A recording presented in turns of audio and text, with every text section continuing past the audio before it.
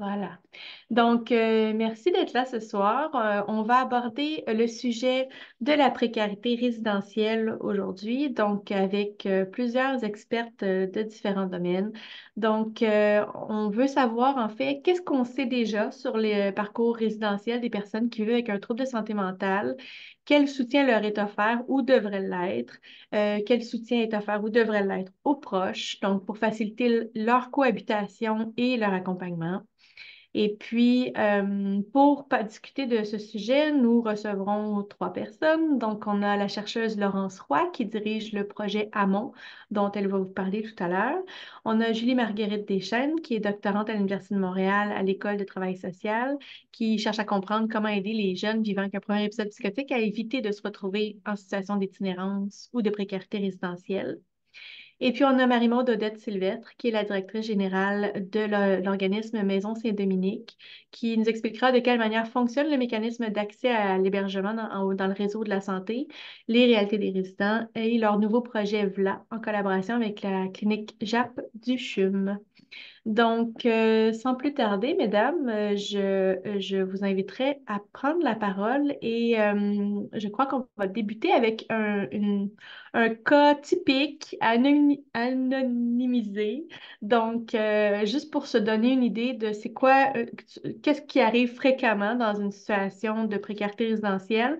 Puis de là, on va pouvoir discuter puis échanger sur les solutions et les réalités. Donc, Julie Marguerite. Oui, ben bonjour tout le monde. Donc là, je vais porter mon chapeau d'intervenante et non d'étudiante. Puis, cette situation-là, je dirais oui, elle est typique. Elle nous a donné un petit peu de fil à retordre, mais pas tant que ça. Puis, c'est une belle collaboration aussi, bon, avec les proches et les organismes communautaires. Moi, c'est ça, j'étais dans une clinique PEP, là, premier épisode de psychose à ce moment-là. Donc, c'est ça. Je vais commencer par un peu le contexte de la demande. C'est un jeune homme qui nous arrive.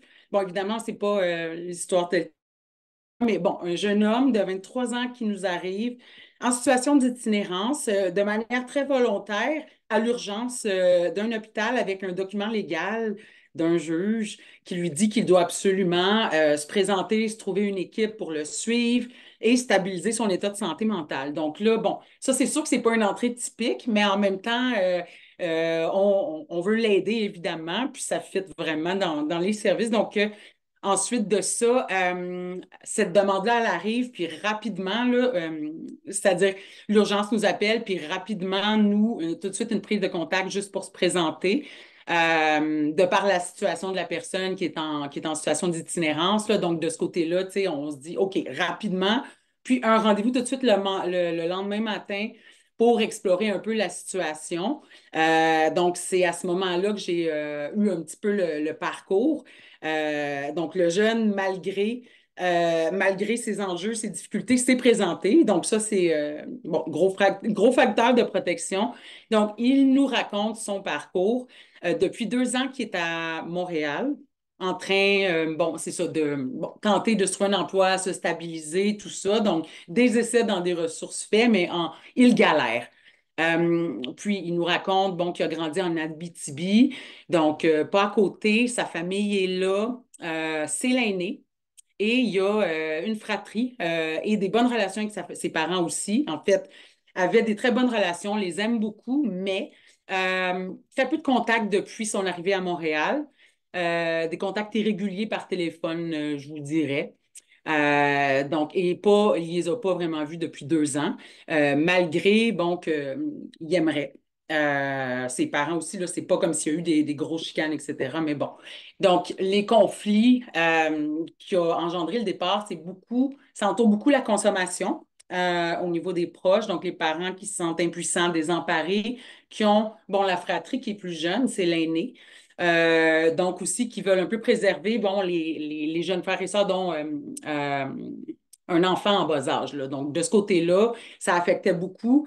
Il y a eu beaucoup d'essais, ils ont tout fait là, vraiment pour éviter d'en arriver à ce point-là où ils demandent à leur jeune garçon de ne plus se présenter dans cet état-là à la maison. Donc, c'est ça. Les symptômes de psychose étaient beaucoup attribués à l'état de consommation, à la consommation de drogue. Mais au moment où euh, les parents tranchent que le jeune ne peut plus venir. Ils lui offrent un accompagnement à l'urgence. Bon, là c'est le dernier essai, si on veut, en Abitibi, tout ça. Donc, à ce stade-là, euh, le jeune veut. Donc, ce qui se passe, c'est qu'ils vont à l'urgence, il y a une hospitalisation et le jeune trouve son séjour reposant à l'hôpital. Il commence même une médication antipsychotique, puis ça va quand même bien. Les voix ont disparu, puis pendant l'hospitalisation, il ne consomme pas, donc plus de voix. La concentration s'améliore, il en voit les bénéfices. Après le congé, par contre, les parents trouvent un appartement vraiment proche du domicile familial. Et bon, le jeune commence même à travailler là, dans un centre sportif. Donc, ça va bien, pas de voix. À ce moment-là, après quelques temps en logement, un de ses amis vient lui rendre visite, rechute au niveau de la consommation. À ce moment-là. Donc, à ce moment-là, c'est ça. Les voix ont recommencé à parler malgré la prise de médication et il ne voulait pas partir. Donc, à ce stade-là, le jeune cesse la médication, il la trouve inutile, il entend les voix. Euh, bon, de ce côté-là, bon, un enjeu en entraîne un autre. Donc, ça devient les comportements sont un peu plus désorganisés au travail. En lien avec l'arrêt de la médication, les voix restent et même parlent plus fort, deviennent envahissantes. Puis malgré la bonne relation qu'il avait avec son patron, là, difficile de respecter l'horaire, se présente dans des jours où il ne travaille pas. L'hygiène est un peu négligée, il oublie ses tâches. Donc, l'employeur demande de ne plus revenir travailler jusqu'à ce qu'il aille mieux. Donc, c'est déjà là quand même une ouverture bien, mais c'est juste qu'en ce moment, ça ne pouvait pas fonctionner. Donc, de ce côté-là, un problème en entraîne un autre, donc plus d'emploi, plus de revenus, donc perte, ben, pas de paiement de loyer. Et là, ce qui se passe, c'est qu'il y a un dossier à la régie du logement et expulsion de l'appartement qui était à proximité de son réseau social. Donc, de ce côté-là, un peu mal pris, décide de s'en aller à Montréal. Les parents, bon, avaient mis leurs limites et ont reconstaté que ça allait moins bien. Donc, il se distancie un peu de ses proches pour les préserver, entre autres, mais aussi, bon, à ce stade-là, il galère, il est à Montréal, donc c'est son arrivée. Nous, on le rencontre 2 ans après. Donc, à partir de ce moment-là, il tente de se trouver un emploi, c'est difficile. Puis, bon, pas de logement non plus. Donc, il réside dans un refuge, pas de téléphone, tout est un peu complexe. Donc, c'est des hauts et des bas pendant ces 2 années-là où il tente d'aller dans des ressources, mais c'est jamais évident, bon, notamment parce que c'est des ressources temporaires ou pas toujours adaptées à ben, des symptômes qui sont assez apparents, si on veut, avec un besoin d'encadrement un peu pour le code de vie parce qu'il y a plusieurs règlements à respecter là. Donc, de ce côté-là, finit par se décourager, cesse aussi ses recherches de logement à la longue de voir l'instabilité. Donc, réside dans les refuges principalement à la fin de ces 2 années-là à Montréal. Puis évidemment, la situation d'itinérance, il la trouve difficile. Ça le pousse à consommer davantage pour tolérer la situation. Puis aussi, bon, ça remplit le temps, c'est accessible, il y a d'autres jeunes, donc vraiment. Mais il est fatigué, il a faim, il est fatigué encore, oui, je l'ai dit. Puis là, il a faim, donc il s'en va commettre un vol à l'épicerie pour se nourrir de survie et se fait prendre. Donc, un problème en entraîne un autre. Et là, ils se retrouvent ensemble de détention sans trop savoir qu'est-ce qui se passe, pourquoi. Il est relâché le lendemain avec une promesse de comparaître 3 mois plus tard. De retour à la rue, rien ne va plus. Les voix sont encore plus envahissantes. Il y a l'impression que ça prend possession des humains. C'est omniprésent à ce stade-là. Donc, ben, il réalise qu'il n'a jamais essayé la stratégie d'insulter les voix en retour parce que c'est des insultes constantes. Donc, tente de leur crier après pour les insulter, mais en vain. Les voix continuent. Donc, et ça, ben, le fait d'avoir essayé cette stratégie-là, mauvaise place, mauvais moment, ça lui a attiré des ennuis dans la rue. En criant les voix, il y a un passant qui passait, donc, et ils se sont battus. Donc, lui s'est fait casser le nez et a cassé des dents aux passants. Donc, judiciarisation à nouveau. Donc, on s'embourbe dans les difficultés du contexte. Donc, à nouveau amené en détention, mais là, cette fois-là, relâché avec le document légal avec lequel il s'est présenté à l'urgence. lui donnant un 48 heures pour se stabiliser puis trouver un suivi. Donc, ben, il est tombé à la bonne place. Là. Il y avait un PEP, puis il pouvait s'auto-référer. Donc, ça a comme aidé.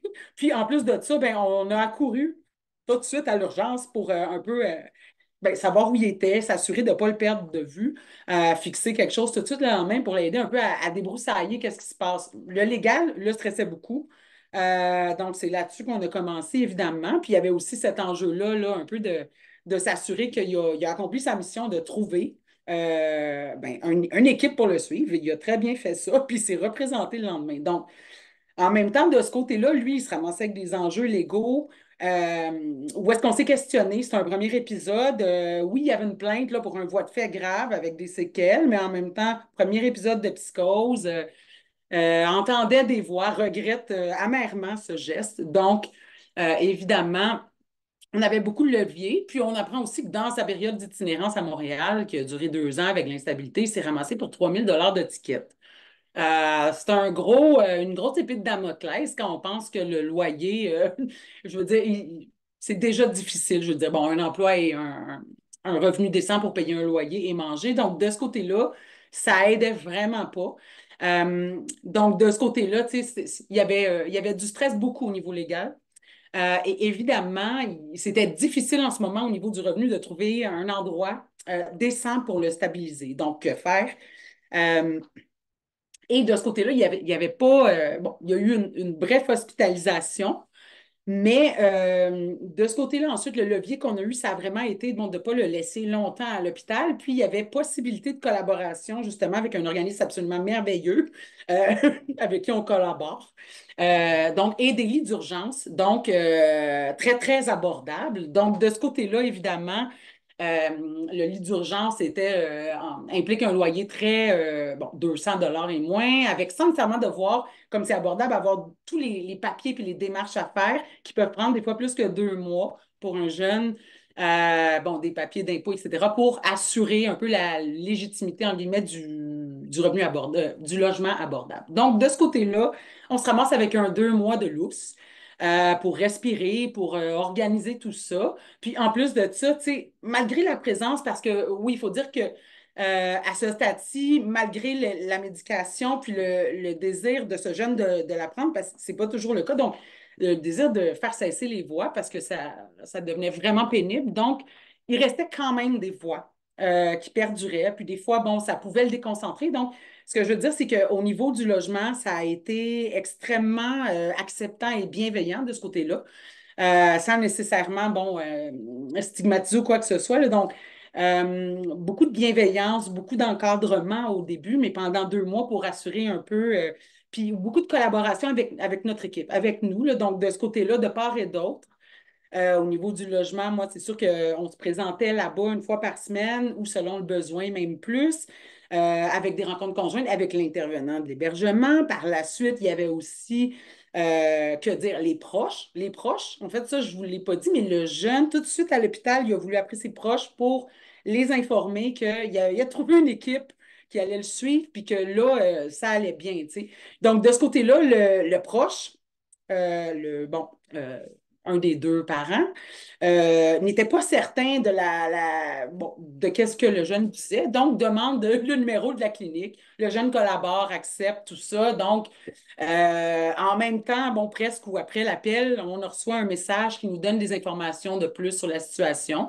On avait l'autorisation, bon, du jeune aussi. Il voulait vraiment qu'on implique les proches dans le but de renouer avec parce qu'il les aimait, mais en même temps, voulait qu'on l'aide un peu à se stabiliser justement pour pouvoir, bon, interagir avec ses proches sans, bon, sans retourner un peu aux histoires du passé. Donc, de ce côté-là, sur la boîte vocale, on a un appel du papa qui nous dit, il nous laisse, bon, les coordonnées, il nous dit, je souhaite parler à l'intervenant, il nous explique qu'ils ont coupé les contacts à cause de la consommation, mais que ça leur a brisé le cœur de le faire.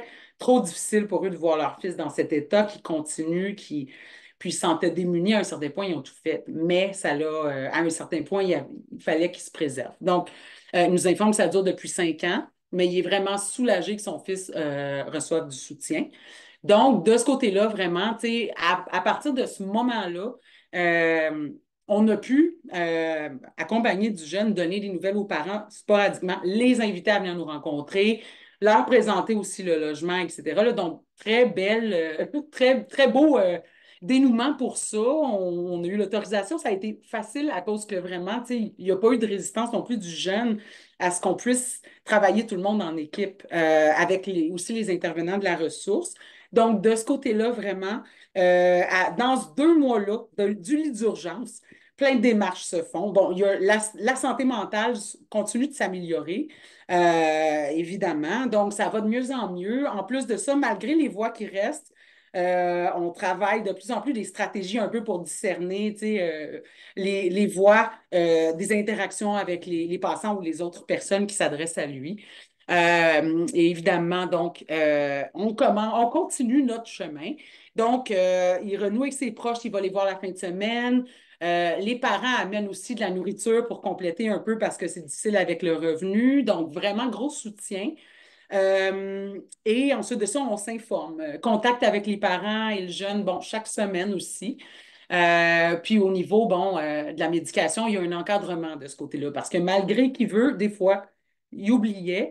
Donc, il demandait un peu un encadrement, donc avec un Dispil et aussi, bon, l'injectable qui aidait aussi beaucoup au niveau, bon, de la médication antipsychotique. Donc, de ce côté-là, un gros facteur qu'on avait, c'était vraiment beaucoup le volontariat du jeune aussi, puis sa transparence, son honnêteté, son implication malgré les symptômes qu'il pouvait encore vivre et ses enjeux. Il a cessé la consommation, il a diminué drastiquement, voire presque cessé la consommation de drogue avec le milieu qui s'est stabilisé, ce qui fait que ça a aussi beaucoup aidé au niveau des voix.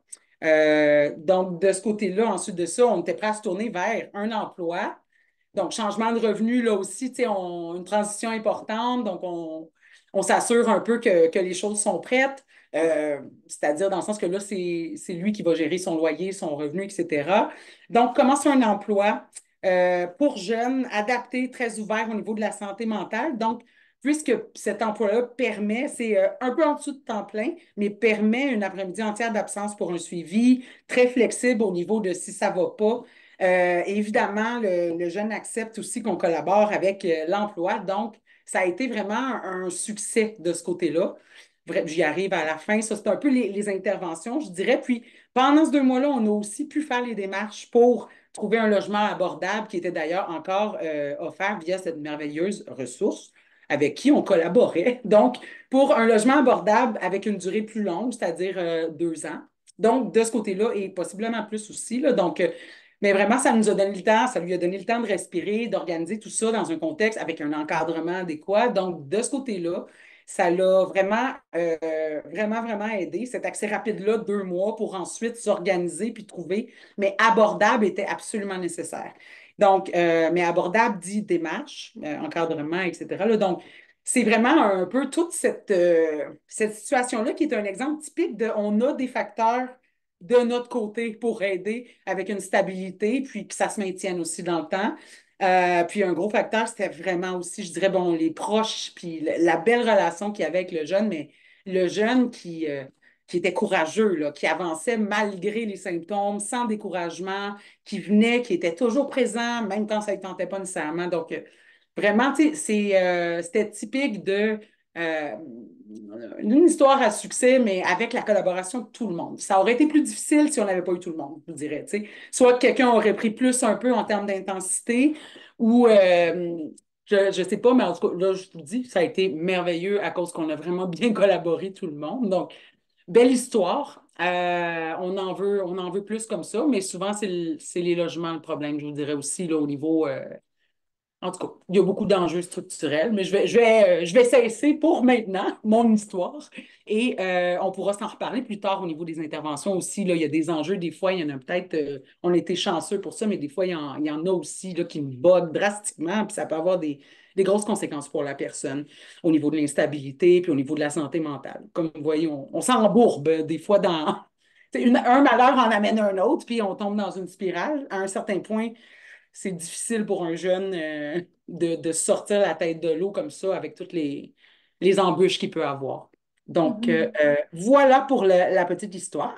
Je me mute et je laisse la parole Merci beaucoup, Julie Marguerite. Ça a vraiment fait un beau tour d'horizon de tout ce qui peut survenir, puis de montrer que c'est tout comme le rétablissement, ben tu sais, à partir du moment où il y a des enjeux qui se présentent, c'est pas linéaire, là. Les gens, ils ont des bons et des moins bons moments, des défis, mais aussi des trucs qui les aident.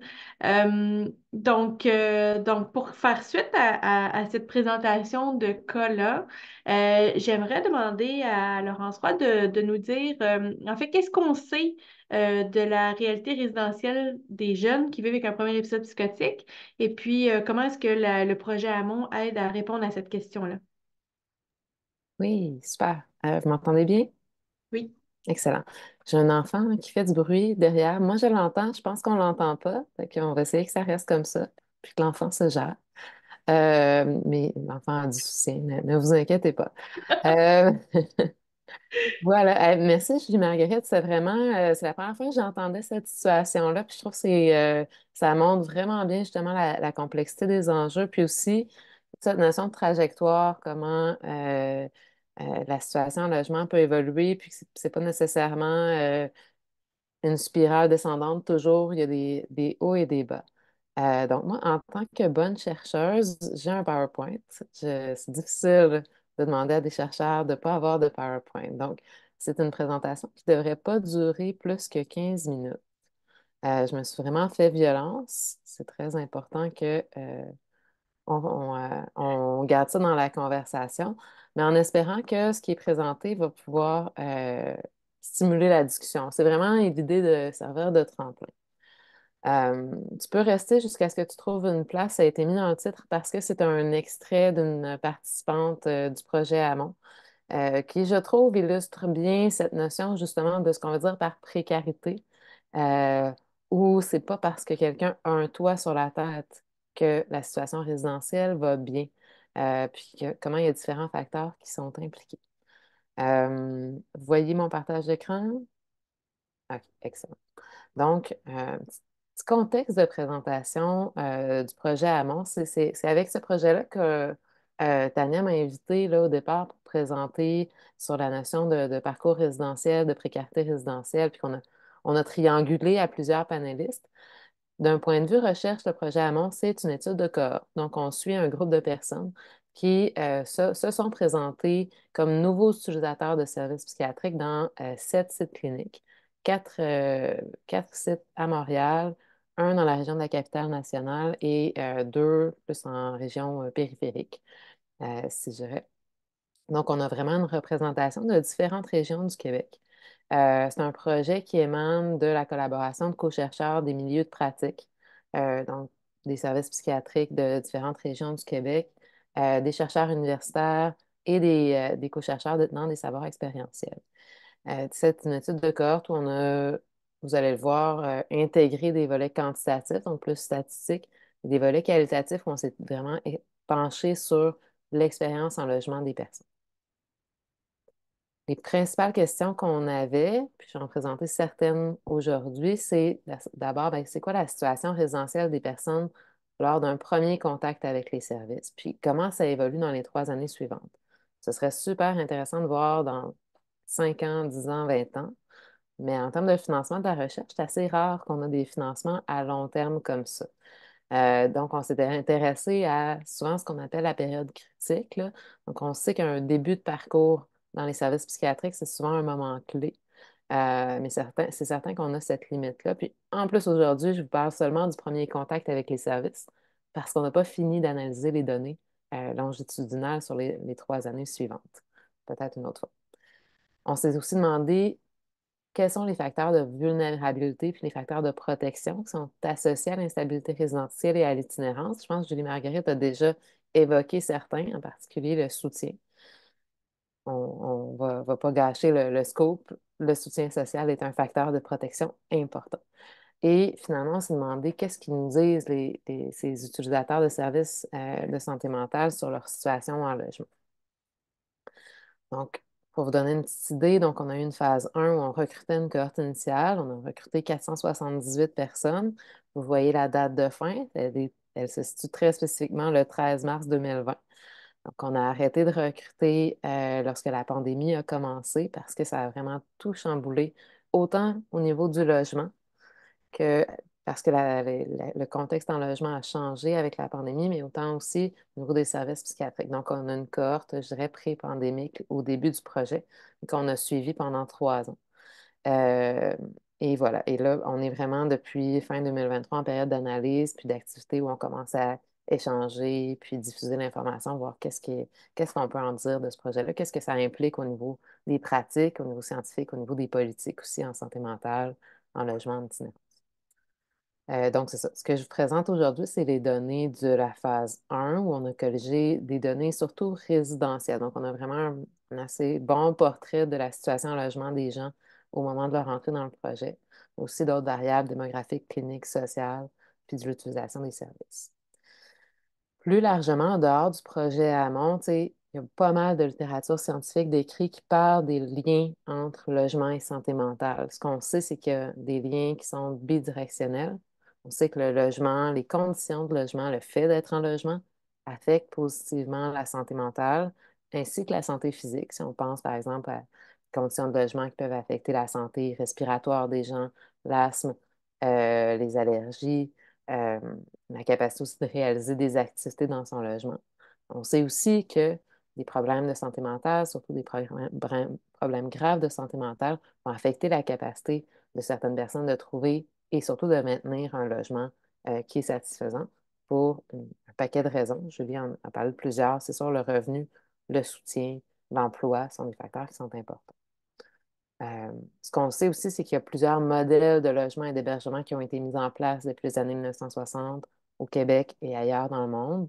Souvent, on dit des milieux traditionnels ou milieux de vie alternatifs pour des gens qui ont des grands besoins de soutien, où il n'y a pas nécessairement une visée de réadaptation ou de rétablissement. Les modèles de traitement résidentiel, là, donc on en retrouve plusieurs, que ce soit des hébergements communautaires ou liés au réseau public de santé et services sociaux. Puis des modèles un petit peu plus récents de soutien au logement où la personne va être dans son propre logement avec des soutiens externes. Je pense qu'une chose intéressante à dire, c'est que on a beaucoup vu l'essor du soutien au logement pour les personnes qui étaient en situation d'itinérance puis qui sont en sortie d'itinérance ou en sortie de rue. Une chose qu'on sait pas, c'est qu'en fait, pour les gens qui n'ont pas été institutionnalisés pendant une longue période ou qui n'ont pas été en situation d'itinérance, on n'a pas vraiment de données sur l'efficacité de certains modèles par rapport à d'autres. C'est pas quelque chose qu'on a. Un autre élément qui est important, c'est que finalement, on sait très peu de choses pour l'ensemble des personnes qui vivent avec des problèmes de santé mentale ou qui vivent avec des troubles graves de santé mentale, combien sont en milieu de vie alternatif, en soutien au logement, ou combien tout simplement vivent seuls ou avec leurs proches sans nécessairement avoir de soutien formel. C'est pas quelque chose qu'on sait ou qu'on a documenté. C'est assez difficile à documenter au niveau populationnel. On sait par contre que l'instabilité résidentielle, dans tout son éventail, son horizon de situation, affecte plus les personnes ayant des troubles mentaux que la population en général. Et on sait que ça se produit souvent dans les années qui suivent le diagnostic. Le projet AMOR visait vraiment à en savoir plus sur ça, à quantifier ça, euh, surtout dans les premières années après un début d'utilisation de service. Un autre élément qu'on sait aussi, c'est qu'une situation résidentielle précaire, ben, elle est liée à des difficultés d'avoir accès à des soins, avoir accès aux services appropriés. Donc, c'est quand même une très bonne raison pour s'y intéresser. Finalement, je parle beaucoup d'instabilité résidentielle, Gilles Marguerite aussi, Tania aussi, on parle d'instabilité résidentielle, de précarité résidentielle. Ce qui est important, c'est d'avoir une vision développementale dans le sens de trajectoire de vie. Donc, les besoins en logement ne seront pas les mêmes qu'un jeune de 16, 17, 18 ans qui est en premier épisode de psychose versus une personne qui avance dans la vie, qui peut avoir des besoins de soutien, jusqu'à une personne qui vieillit avec un trouble de santé mentale qui, encore là, va avoir des besoins de soutien qui sont changeants. Donc, une vision développementale et aussi une vision large où on ne se limite pas à est-ce que la personne est en itinérance, oui ou non. Puis là, voilà, on a dit, OK, on a tant de personnes en situation d'itinérance qui ont des troubles mentaux. C'est beaucoup plus large que ça. Des fois, les personnes elles-mêmes, moi, j'ai entendu plusieurs personnes qui parlent de la métaphore de l'escalier, qui vont dire, ben, je me suis jamais retrouvée sur le trottoir, mais j'ai souvent été sur la marche de l'escalier juste avant ou deux avant. donc le risque d'éviction, le risque de vivre de la violence dans son foyer. Donc ça, c'est toutes des situations résidentielles qu'on va considérer comme précaires ou négatives. Donc cette vision assez large. Le projet Amont, là, je vous donne plein de tableaux puis de statistiques, là, puis je sais que des fois, il y en a qui aiment ça, il y en a qui n'aiment pas ça. Fait que je passe quand même rapidement. Donc, on a 478 personnes qu'on a recrutées, majorité des hommes. Ben, on avait quand même un ratio 58% hommes, 40% femmes, 2% qui s'identifiaient comme autres. Majorité de personnes relativement jeunes, donc plus le trois quarts qui avaient entre 17 et 34 ans. Revenu moyen assez faible, une certaine diversité là, en termes ethnoculturels, du niveau d'éducation, puis de l'emploi. Donc, c'est quand même des profils qui ne sont pas hyper défavorisés mais qui sont assez diversifiés. Donc, ça, c'est quelque chose qu'on notait. On s'est vraiment arrêté aux indicateurs d'adversité parce qu'on savait à partir d'études antérieures que c'est quelque chose à considérer dans les trajectoires résidentielles.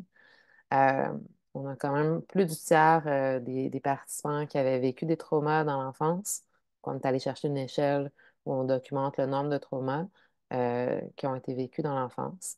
Euh, on a quand même aussi, ce qui est intéressant au niveau de la judiciarisation, c'est qu'on a à peu près une personne sur 10 qui a été arrêtée, à peu près autour de l'entrée en service, ce qui est quand même pas tant que ça, mais par contre, le tiers des personnes qui ont été victimes d'un crime autour de l'entrée en service. Donc, en tout cas, moi, je trouve que ça fait beaucoup de liens avec la vignette ou la situation dont Julie Marguerite parle.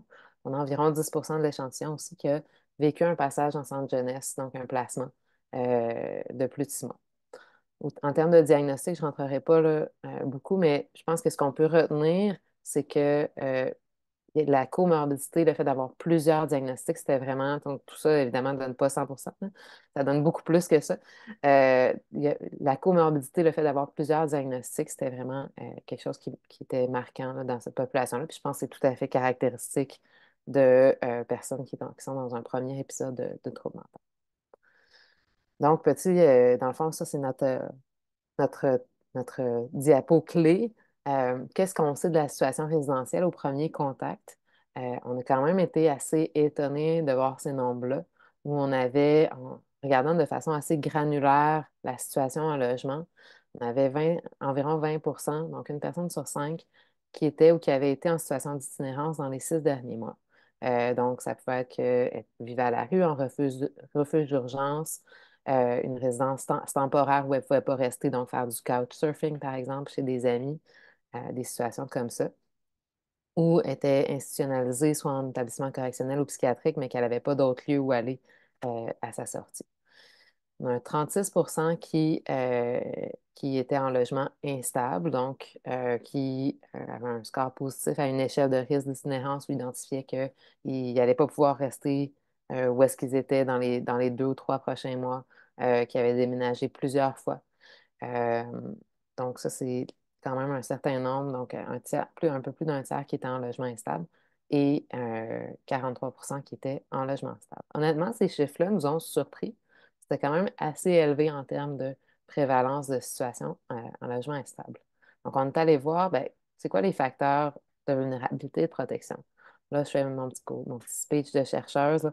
On est allé faire 2 types d'analyses. J'ai essayé de les simplifier le plus possible. Analyse univariée, là, c'est un mot fancy pour dire comme on a juste regardé qu'est-ce qui différait entre ceux qui étaient en logement instable ou en itinérance, puis ceux qui étaient en logement stable. Qu'est-ce qui était différent selon la situation résidentielle, qu'est-ce qui ne l'était pas. Donc, très simplement. Donc, je vais tout sortir ce qui était différent. Euh, donc, c'est pas nécessairement, puis c'est dans le sens qu'on s'attendrait. Donc, les gens qui avaient un niveau d'éducation plus faible, qui avaient vécu des traumas, de l'instabilité, des placements sans jeunesse pendant l'enfance et l'adolescence, étaient beaucoup plus à risque d'être en itinérance ou en logement instable. Les gens qui présentaient des comportements impulsifs ou antisociaux, d'utilisation de drogue, d'alcool et le réseau social. Donc, les gens avec un moins bon réseau social étaient plus susceptibles d'être en itinérance ou euh, en, en logement instable. Et au niveau du genre, les hommes étaient aussi plus susceptibles d'être en itinérance ou en logement instable que les femmes. Ce qui est important de noter là, ici, c'est que on a posé ces questions-là au même moment à l'entrée dans le service. Donc, tu sais, qu'est-ce qui influence quoi? Est-ce que c'est le fait d'utiliser des drogues ou de l'alcool qui a mené à l'instabilité résidentielle ou d'itinérance, ou le fait d'être en situation d'itinérance mène à une plus grande consommation de drogue et d'alcool. Donc, c'est important quand même de réfléchir à cette relation-là. Ça ne veut pas dire que ça cause. C'est toujours une nuance importante. Ce qui n'était pas différent, moi je trouve que c'est tout aussi intéressant. Il ne voyait pas de différence en termes d'instabilité résidentielle ou d'itinérance selon le site de recrutement. Des fois, on pourrait s'attendre que, par exemple, à Montréal, dans un centre urbain, ça fasse une différence, mais ce n'était pas le cas. Il y avait autant de situations d'instabilité en région qu'en centre métropolitain. Le diagnostic ne faisait pas de différence. Le diagnostic principal ne faisait pas de différence en dehors du trouble d'utilisation de substances qui était plus élevé chez les personnes en situation de logement instable ou d'itinérance. Pas d'impact de la sévérité des symptômes psychiatriques, du groupe d'âge, de l'emploi et des études. Donc, on avait quand même pas mal de gens qui maintenaient un lien d'emploi ou d'études, même en situation de logement instable. Et l'origine ethnoculturelle non plus ne faisait pas de différence. Oh, excusez, je suis allée un peu vite. Là, c'est le moment où, parce que j'enseigne beaucoup ces temps-ci, puis là, je m'arrêterai pour prendre des questions, mais je ne vais pas faire ça, parce que c'est pas ça le contexte. Mais on pourra retenir vos questions, on pourra en parler. Là, c'est un beau tableau, là. Dans le fond, je voulais juste le présenter comme ça, là. Mais ce que ça dit, ça, dans le fond, c'est que quand on met toutes ces variables-là ensemble, tout ce qui fait une différence, qu'est-ce qui ressort? Qu'est-ce qui est des variables qui vont rester significatives, qui vont avoir un impact sur la situation en logement, même en tenant compte de toutes les autres, des effets qui vont disparaître si on met tout ça ensemble. Mais si vous regardez la toute première rangée, un placement en centre jeunesse, c'est vraiment ressorti comme la chose qui avait le plus d'effet. Pour ceux qui s'intéressent là, aux statistiques, là, si on regarde ces statistiques-là, nous, ça nous dérange énormément. Puis en fait, quand on est allé regarder plus près les données sur les 46 personnes, tu sais, le 10% de l'échantillon, 46 ou 47 personnes qui avaient été en centre jeunesse pendant plus que 6 mois, il y en a seulement deux qui étaient en logement stable au moment de l'entrée en service psychiatrique. C'est énorme, c'est presque un lien direct. Euh, les trois autres variables qui étaient associées de façon significative, c'est le niveau d'éducation, les traumas pendant l'enfance et la présence du réseau social. Donc, pour les proches, je pense quand même une variable qui est importante. Donc, c'est la fin de ma présentation avec des tableaux puis des chiffres. Mais qu'est-ce qu'on peut en retenir de ces analyses-là? C'est que les personnes, la majorité des jeunes qui se présentent pour un premier contact avec les services psychiatriques sont très susceptibles de vivre des situations de logement précaires. C'est le mot que j'essaie de dire. Ça n'a pas rapport à ce qui est écrit.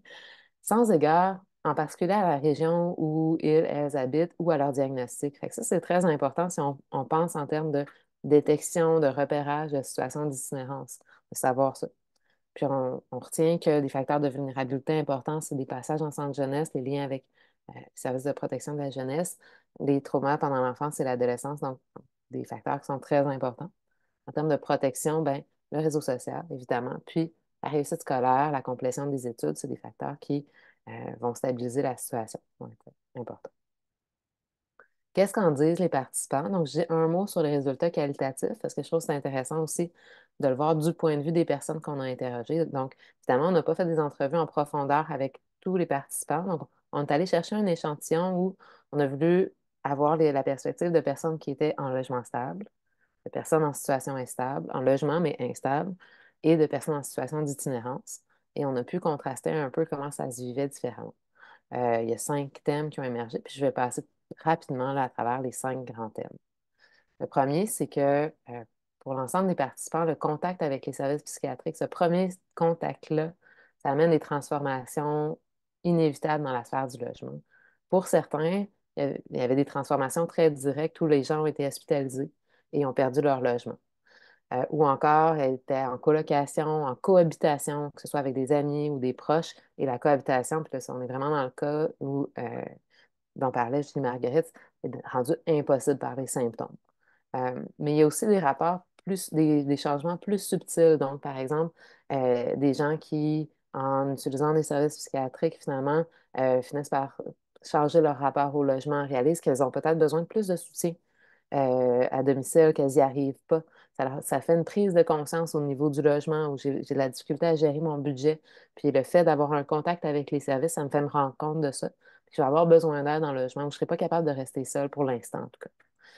Euh, Puis pour les participants qui étaient dans les catégories logement instable ou itinérance, ben, souvent la perte du logement, elle se produit en même temps qu'un cumul de pertes négatives, que ce soit au niveau de l'emploi, des études, des ruptures sociales.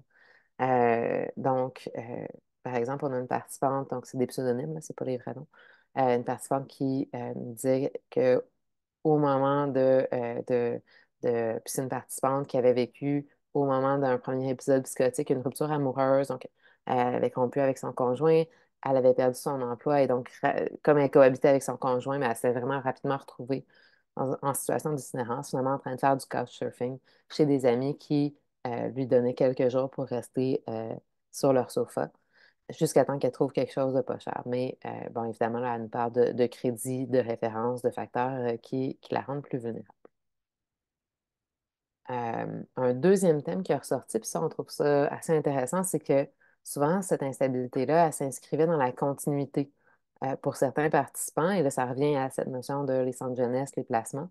Euh, je vois qu'il y a une question dans le chat, mais je vais le laisser aller. Parfait. Souvent, cette instabilité-là, elle s'était installée au long cours. Puis ça changeait pour plusieurs le rapport au logement. Donc, on avait des jeunes qui nous disaient, ben, tu sais, moi, là, j'ai vécu à 15 places différentes. J'ai 20 ans, j'ai vécu à plein de places différentes. Puis, donc, on a une participante qui dit, It's just like any other place you live. I don't know what really matters to me. I'm not that picky, really. Donc, quelqu'un qui nous dit, ben, tu sais, le logement que j'ai présentement, c'est un logement instable. Oui, c'est un logement qui n'est pas super salubre.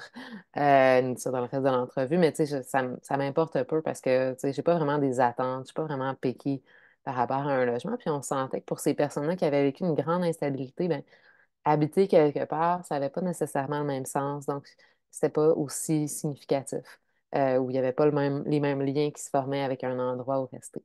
Euh, ça a un gros impact sur la façon dont on pense les services de, tu sais, si on veut stabiliser les gens en logement, puis qu'on a quelqu'un qui s'attache plus difficilement ou qui ne veut pas tout simplement être stabilisé dans une place en particulier, qu'est-ce que ça nous dit? Pour d'autres participants, c'est vraiment le trouble mental émergent, donc l'émergence des symptômes qui avait créé une onde de choc, puis qui avait comme euh, l'onde de choc avait attrapé toute la sphère résidentielle en même temps. Donc ici, je ne dirais pas tout l'extrait, mais c'est l'idée de quelqu'un qui avait vraiment eu un épisode de psychose, qui avait eu un acte criminel pendant cet épisode de psychose, de consommation. Euh, Puis c'est vraiment l'idée de pouvoir se trouver en hébergement, c'est arrivé en même temps que le logement, que l'épisode d'incarcération. En fait, non, c'est pas vrai, c'est en psychiatrie légale. euh, Où là, vraiment, il y avait une nécessité de changer d'endroit. Donc, c'est vraiment, ça s'inscrivait pas dans un parcours de vie difficile ou de placement, mais vraiment comme il y avait une onde de choc qui était créée par l'émergence des symptômes.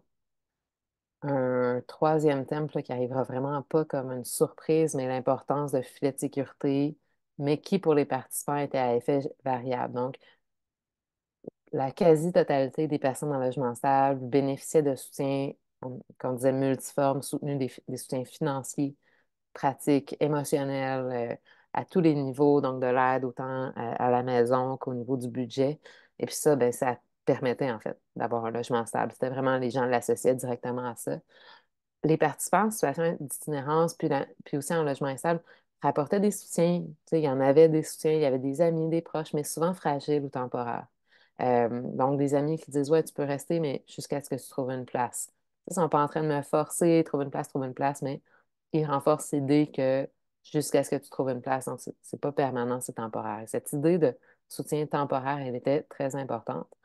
On n'a pas assez de participants pour vraiment le dire, mais il y avait quand même un effet du genre qu'on pouvait voir où euh, les hommes semblaient bénéficier de moins de soutien ou rapportaient moins de soutien que les femmes au moment d'un premier épisode de trouble mental. Puis ça, c'est quelque chose qu'on voudrait explorer dans d'autres études. Euh, un quatrième thème, c'est l'avant-dernier, j'ai presque fini, c'est l'idée de jeunes qui exprimaient souvent des besoins en tension par rapport au logement, qui étaient souvent très ambivalents par rapport à toute la sphère résidentielle parce qu'il disait, ben, j'ai besoin de socialiser, mais j'ai besoin d'intimité aussi. Est-ce que je vis seule? Est-ce que je vis avec d'autres? Est-ce que je retourne avec mes proches?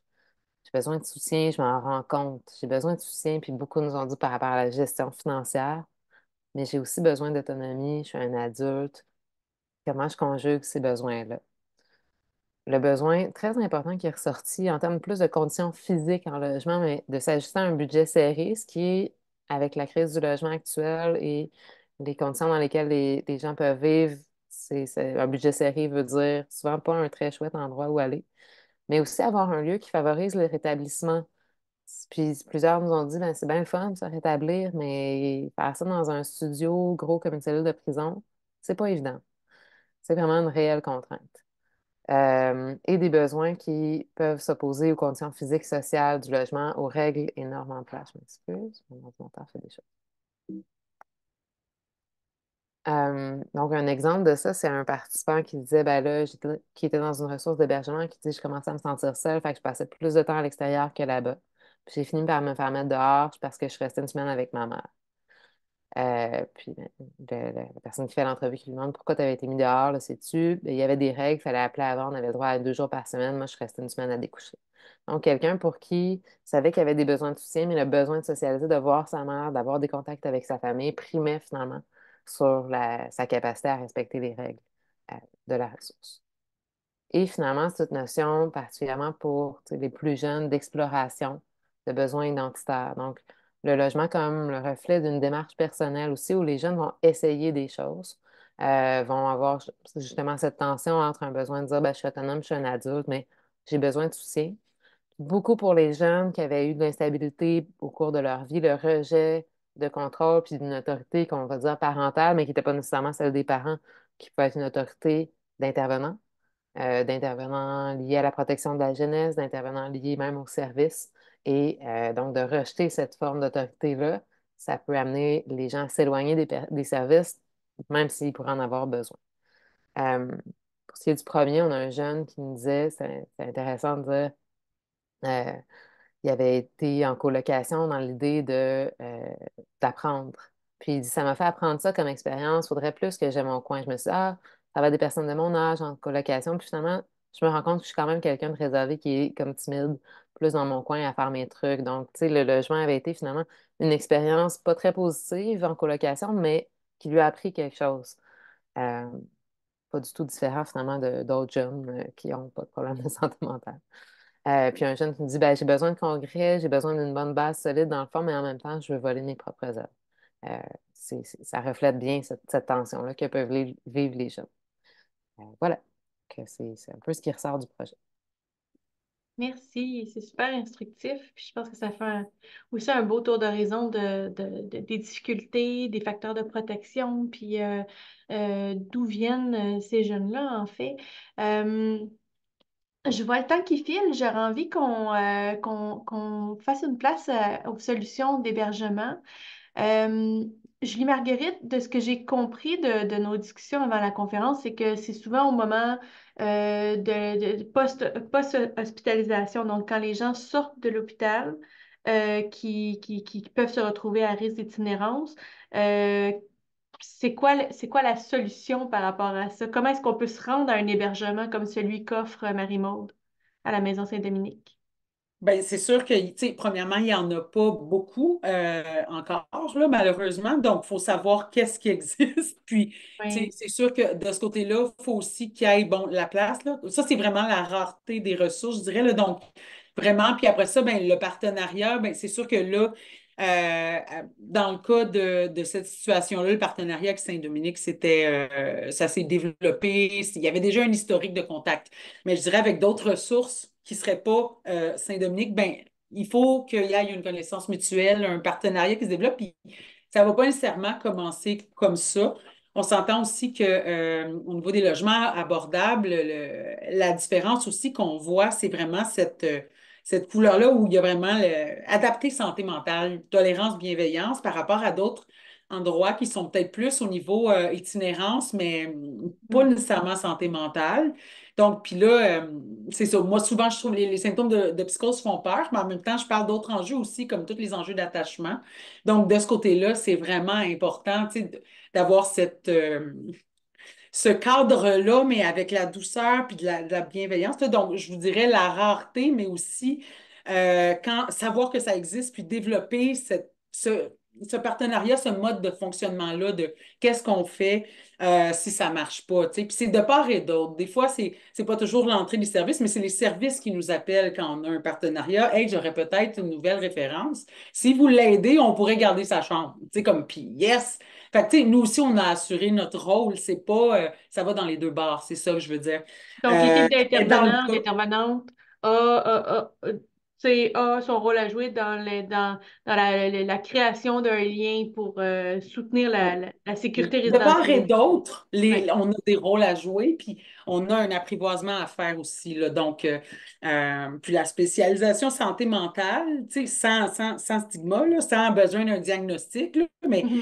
cette ouverture-là aide vraiment. Puis on le remarque aussi dans les ressources qui ne sont pas spécialisées santé mentale que ça se développe parce que c'est comme 75% de leurs jeunes, de toute façon. Fait que, mais souvent, les règles sont tough à encoder, mais tu sais, je laisserai aussi, bon, probablement Marie-Maud continuer, là, mais il faudrait beaucoup plus de logements abordables en termes de nombre. Ça, c'est clair.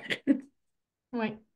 Marie-Maud, veux-tu nous expliquer de comment fonctionne ton service puis comment est-ce que tu collabores avec l'équipe de Julie Marguerite? Oui, absolument. Ben, tu sais, moi, je pense qu'une des premières choses, effectivement, c'est, je pense, d'inciter plus des ressources communautaires comme Maison Saint-Dominique à faire de la place justement pour les jeunes adultes, la clientèle 18-35 ans. Je pense que c'est la future clientèle aussi qu'on va devoir justement, qu'on va avoir nous comme personnes stables. Puis donc, moi, j'inviterais là, les groupes communautaires à faire de la place aux jeunes adultes. Donc, nous, justement, on s'est intéressé davantage à l'itinérance, aux jeunes adultes en 2011. Le pourquoi? Parce que, bon, justement, nous, on a vraiment une belle stabilité au niveau résidentiel de nos résidents. Puis nos résidents nous disaient, moi, si j'avais connu Maison Saint-Dominique plus tôt dans mon parcours, je suis sûr qu'aujourd'hui, peut-être, j'aurais peut-être une famille, j'aurais travaillé. Puis, tu sais, je suis sûr que j'aurais comme effectuer mon rétablissement plus rapidement. Puis l'expérience qu'on a eue, nous, c'est quand on intégrait des jeunes avant là, justement le projet de partenariat avec la clinique JAP. On voyait que justement, c'est un peu comme dans la société actuelle. Les jeunes ont de l'influence sur les plus vieux parce qu'ils sont plus dynamiques, puis ils incitent à bouger. Et les plus vieux ont une incidence de sagesse sur les plus jeunes. Fait qu'il fallait un peu reproduire le même modèle au sein de Maison Saint-Dominique. Puis on voyait que justement, l'aspect positif de la vigueur des jeunes, où ça donnait envie aux plus vieux de s'impliquer dans leur milieu, puis aux jeunes de respecter justement la trajectoire, puis le suivi justement, la stabilité des autres. Donc, on a décidé justement de faire de la place aux jeunes. Puis, on s'est questionné beaucoup à savoir pourquoi on n'a pas plus. On avait un, après une moyenne d'âge qui se situait après environ 50 ans. Puis on se demandait pourquoi on n'a pas plus de jeunes qui viennent habiter à la Maison Saint-Dominique. Puis on s'est rendu compte justement que euh, la trajectoire, ce qu'on demandait aux jeunes, l'attente, était trop longue pour pouvoir accueillir les jeunes. Fait que les jeunes, ça va vite. C'est un parcours, ils ont besoin d'avoir des réponses rapides à leurs besoins. Donc, ils sont peut-être moins patients, puis avec raison, ça fait partie de la jeunesse. Donc, il fallait, nous aussi, on a dû modifier notre admission pour pouvoir créer un espace plus rapide aux jeunes, pour pouvoir rentrer se stabiliser plus rapidement, puis d'avoir accès à un logement plus rapide. Donc, ça a été très rapidement justement notre constat. Vive les chercheurs et chercheuses qui nous font réaliser justement le fait que les jeunes ont besoin justement de réponses plus rapides à leurs besoins. Donc, nous, à partir de 2011, on a créé deux lits d'urgence, donc pour des séjours de 0 à 2 mois maximum et 8 lits réguliers. Là, c'est sûr que c'était complètement un peu utopique parce que nous, on sortait de nos logements permanents traditionnels où tu étais là pour pratiquement la vie. Mais pourquoi? C'était justement pour donner une opportunité aux jeunes de pouvoir se connaître.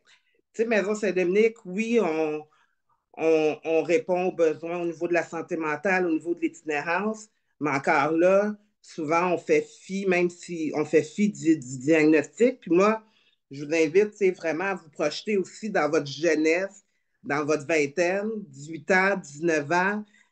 Tout le monde, je pense que tout le monde qui est ici présent peut avoir des anecdotes de déménagement. Tout le monde a appris à se connaître à partir de leur parcours de vie, de déménagement. À 18 ans, j'habite avec une gang de colocs. Je me rends compte que les colocs, ben, je fais pas mes devoirs universitaires. C'est trop pour moi d'habiter avec du monde. J'ai le goût de faire le party.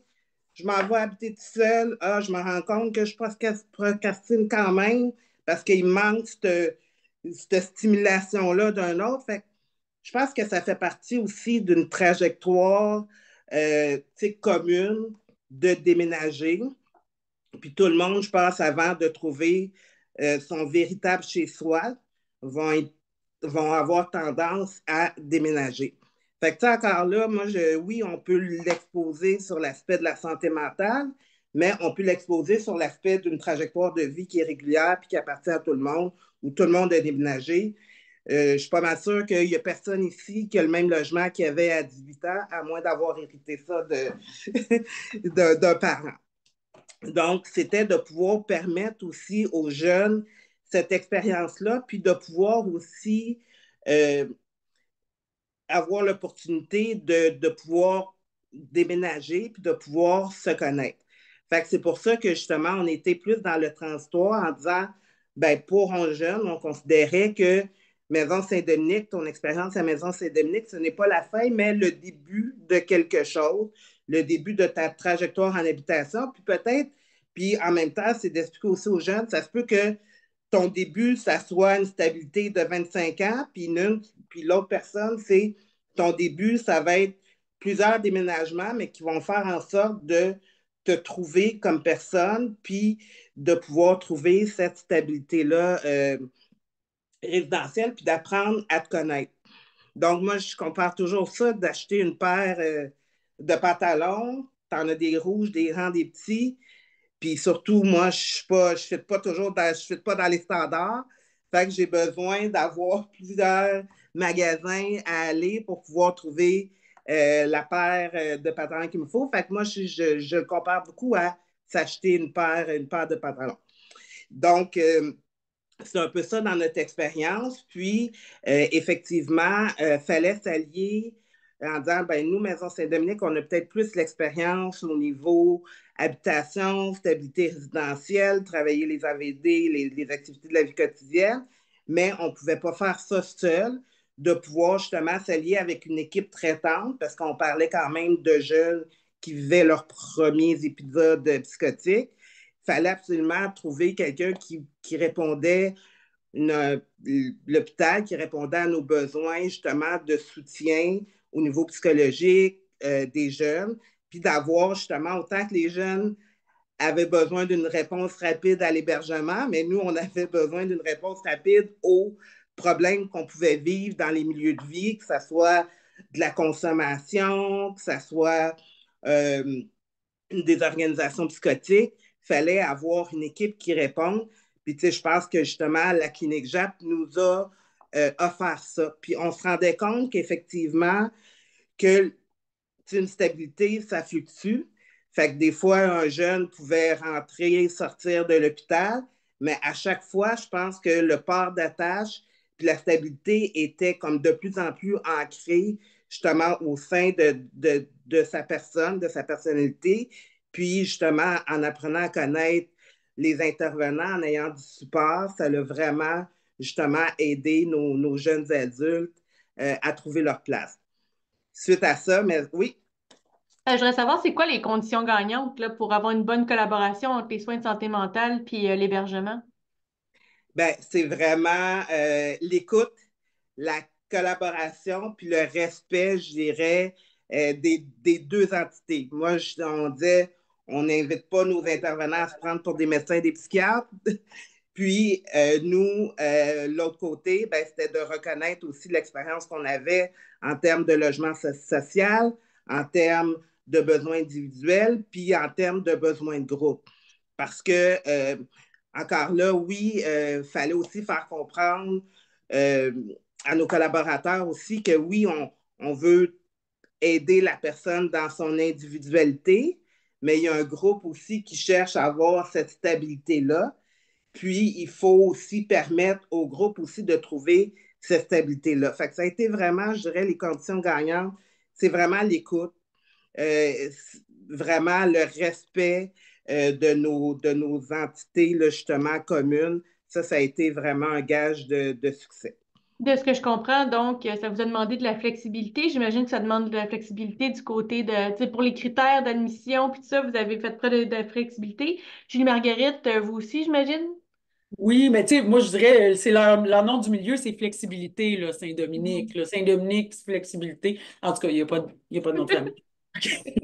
Mais, tu sais, chose certaine, tu sais, il y a aussi cet aspect-là de, ben, en tout cas, faut s'apprivoiser, justement, quand on parle de respect, d'écoute, tu sais, puis des fois, on s'essaye au début, puis hop là, non, ça c'est trop, là. On demande trop à l'organisme ou l'équipe peut pas, mais tu sais, il y a cet aspect-là qu'il faut s'attendre du bord de l'équipe, là, que quand il y a un déménagement, il faut qu'on soit là, tu sais, faut assurer, il faut prévoir dans notre horaire un moment d'imprévu ou un moment de OK, là, il faut se présenter sur place, puis tu sais, en fait, je ne sais pas si c'est l'accueil chaleureux de la ressource, mais c'était mon deuxième bureau à un certain point. Tu sais, on a un endroit pour aller intervenir, co-intervenir. On peut se pointer là, ils nous laissent ouvrir, puis aller faire une intervention, nous, avec le jeune, ou décider d'en faire une conjointe. Puis, une autre chose que je dirais pour aider, c'est de prévoir le pire quand ça va bien. Des fois, bon, je ne dis pas que ça va super bien, mais tu sais, de se faire un plan de match quand on est tous réunis. Qu'est-ce qui se passe si ça va pas, si telle chose arrive, puis telle chose arrive, puis il faut que tout le monde accepte, là. Donc, ben, vraiment, le plus important, c'est le jeune concerné, mais tu sais, que tout le monde soit un peu d'accord, un plan de crise, bref. Qu'est-ce qui se passe avec l'équipe traitante si ça va pas à l'hébergement? Donc, et puis d'assurer, c'est pas juste parler, là, c'est de mettre en application combien le temps le plan, si on veut. Puis là, quand on parle de plan, ça va être adapté à chaque jeune. Des fois, ça peut être une hospite brève, ça peut être un répit ou bon, un rendez-vous, un PRN, une pilule au besoin pour se détendre. Mais ces plans-là doivent être faits à la base parce que les intervenants qui travaillent doivent avoir un levier sur qu'est-ce qu'on fait si le pire arrive. Et une fois que ça arrive, ben là, la conduite est claire, puis c'est à nous d'assurer de l'autre bord l'équipe traitante. Tu sais. Puis ensuite de ça, on s'ajuste, mais j'aime beaucoup cette notion-là, Marie-Maude, quand tu parles de parcours, parce que chaque jeune fait ses essais, chaque jeune apprend à se connaître. Puis nous, on soutient ça un peu. On est dans le risque calculé. Il faut accepter les choses ne soient pas toujours parfaites, là. On doit apprendre à se connaître. On en a toutes fait des petites Non. erreurs d'apprentissage qui finalement nous aident à faire nos choix par la suite. Puis il n'y a rien de mieux qu'un choix fait par soi-même qu'imposé par d'autres. C'est ça. Donc, en Donc, fait, tous les deux, l'équipe traitante puis la ressource d'hébergement, vous faites preuve il faut aussi que vous fassiez preuve de flexibilité auprès du jeune pour pas le brimer dans son autonomie puis qu'il puisse reprendre le pouvoir de sa vie, en fait, là. Tout à fait.